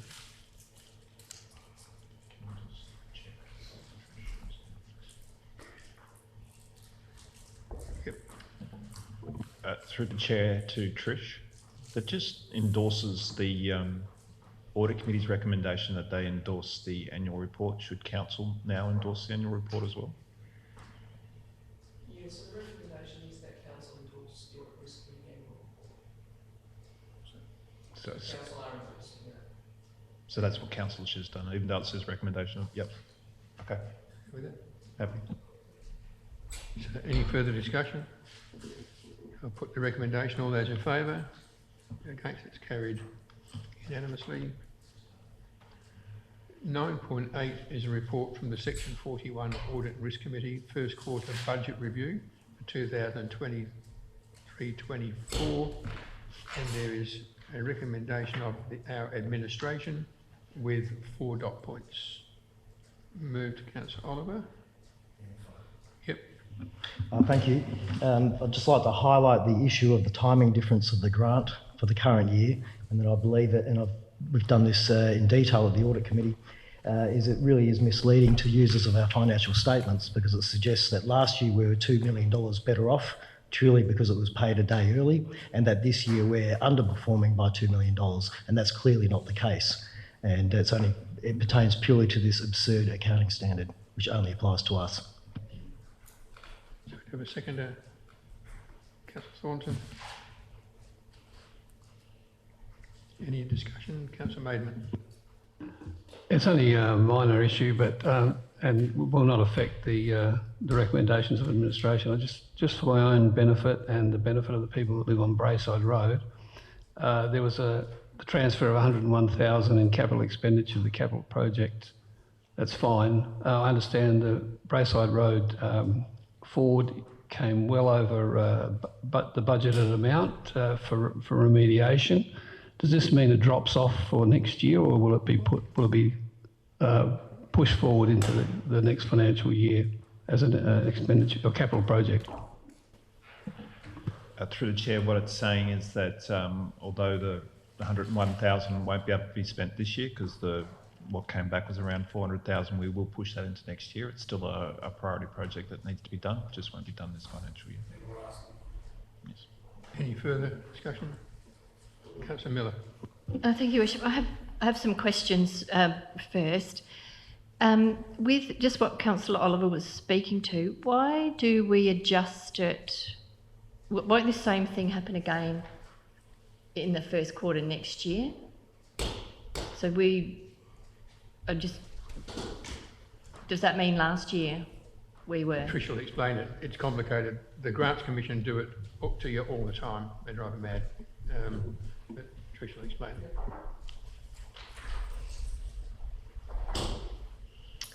Through the chair, we never know from the Commonwealth Government when we're going to receive the financial assistance grants. So we budget for it in the year that we anticipate receiving it. And we never know whether that's going to be the year we receive it or not. So the accounting standard requires us to do the adjustment to the financial statements. And concurrently, we change the budget in which it's been budgeted in. Alternatively, Council could budget to receive it in advance this year. However, you could not receive it, and then you would have a bit of a shock at the 30th of June.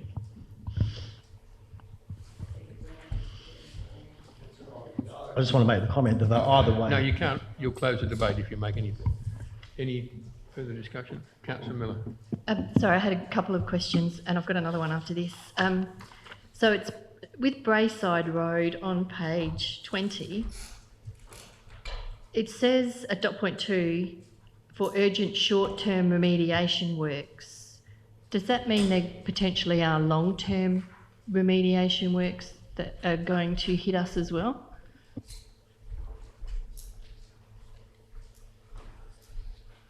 Yeah, through the chair, the short-term remediation work is there's a significant crack in the actual pavement area that's going to be remediated immediately, and the longer term is we are actually going to replace the whole lot. So Nigel was correct in saying that it's probably over 400,000 that we're going to be looking at next year.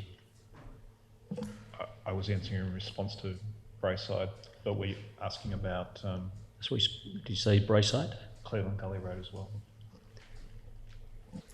Cleveland Gully, did you want me to... Well, I'm trying to understand the relationship here and can this wait? If there's a long-term implication, what are we then going to get another budget request and be caught out? Or should we just... The long-term implication sits with Brayside at the moment, and that's why we've pulled that funding from Brayside to put it into Cleveland. The money that I take from Brayside can actually achieve what I need to do in Cleveland to get that road open again.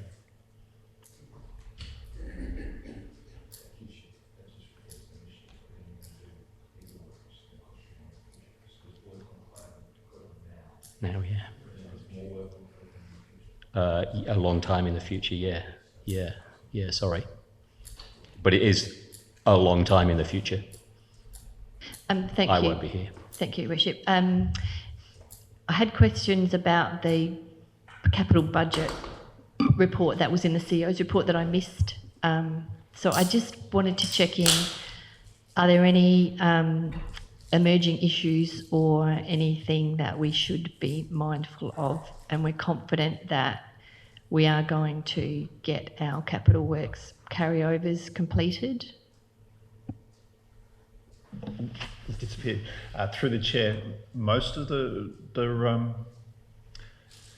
carry forwards will be done, but there is also projects which are multiple year projects, including the wharf. And this is where, when I'm talking to the team, they're saying, yes, we're getting them down, but the wharf is one example where that will be carried forward, but that's designed to be carried forward. Yeah, that's correct. So there's going to be, the wharf project will go over into September. That's what we're budgeting for this time.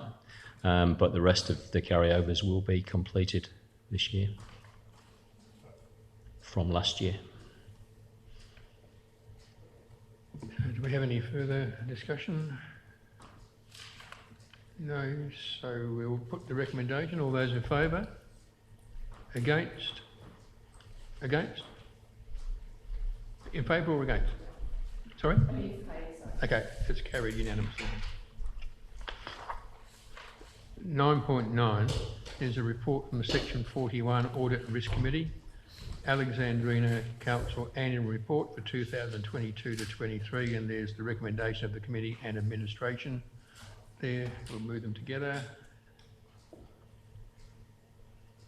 Mover for that, Councillor Oliver. Is there a seconder? Councillor Livingston. Any discussion on that? Not, I will put the recommendation. All those in favour? Against? That's carried unanimously.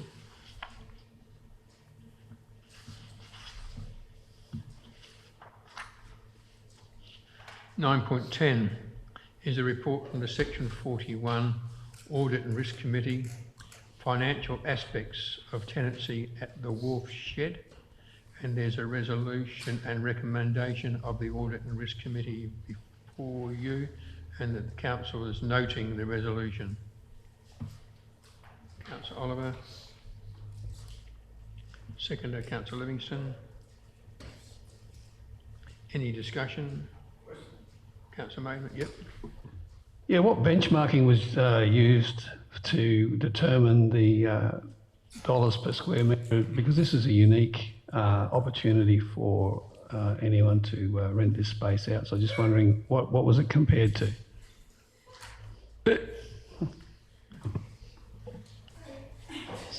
Sorry, Councillor Maitland, I was distracted there. Could you ask the question again? I did ask a question, yes. Have some water. As this is a unique space, what benchmark was used to determine the $100 per square metre per annum and $225 per annum for the internal space? It's like I said, it's unique, and what was it compared against for them to derive that figure? Through the chair, that was an external report which was done, which I believe is attached to the report, and I think they were looking at various river frontage properties. I can quickly look into that report. I think it did spell out where it was looking. Just one sec.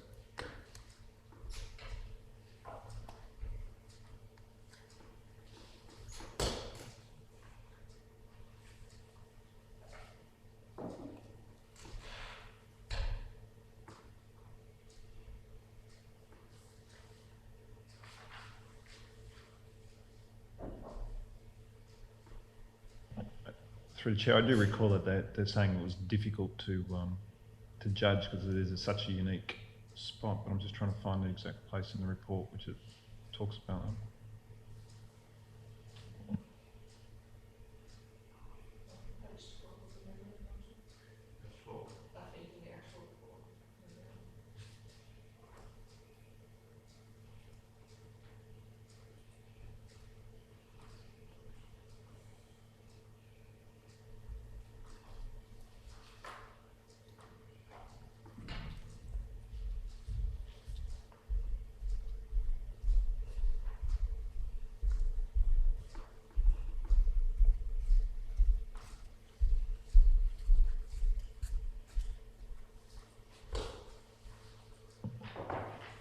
Through the chair, I can't really see where that is. This was done a couple of years ago, unless Trish wants to point that out.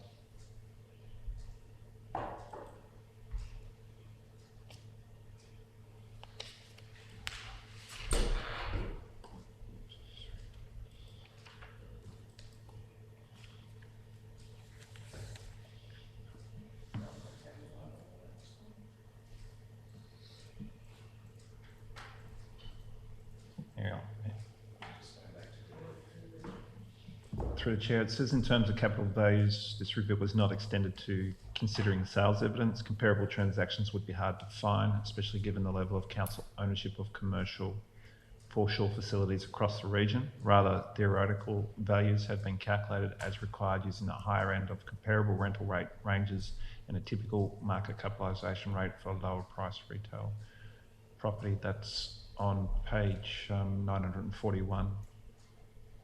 at the bottom of 940 and top of 941. So they worked it out. Is there any further discussion? Not, I'll put the recommendation. All those in favour? Against? It's carried unanimously. I can see why we did get away with Section 41 committees some years ago. Hundreds of them.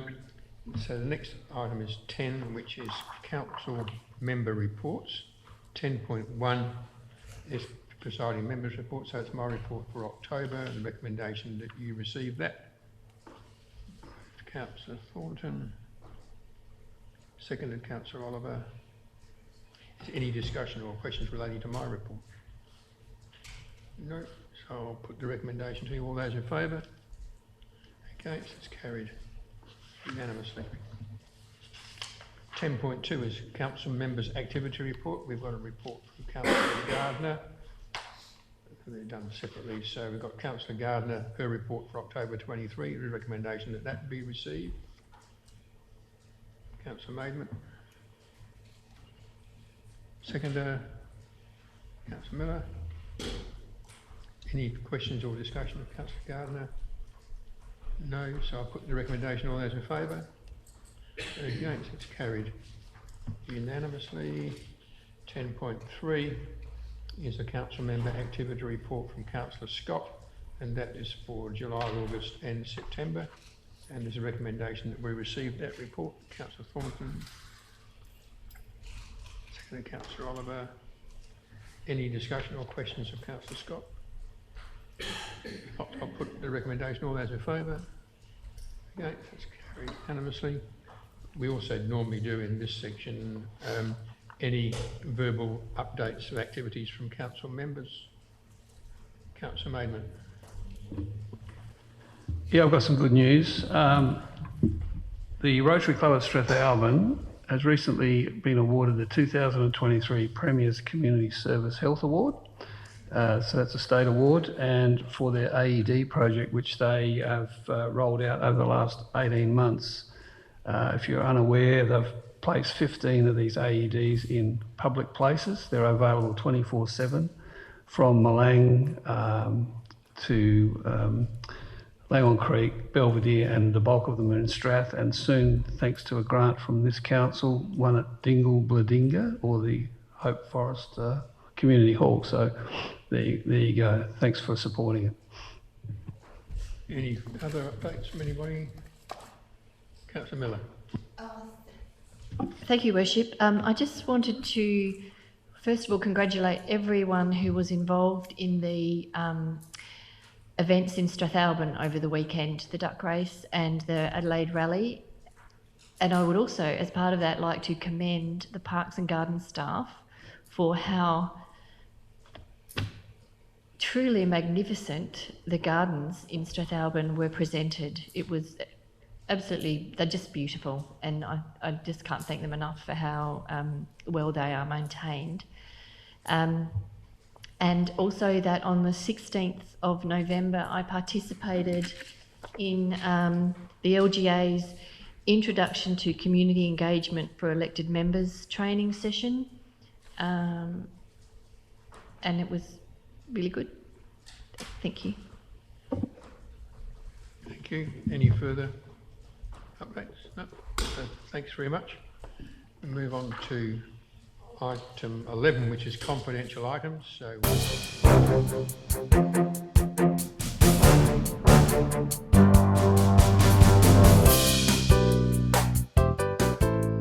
South Coast Television, your community, your voice.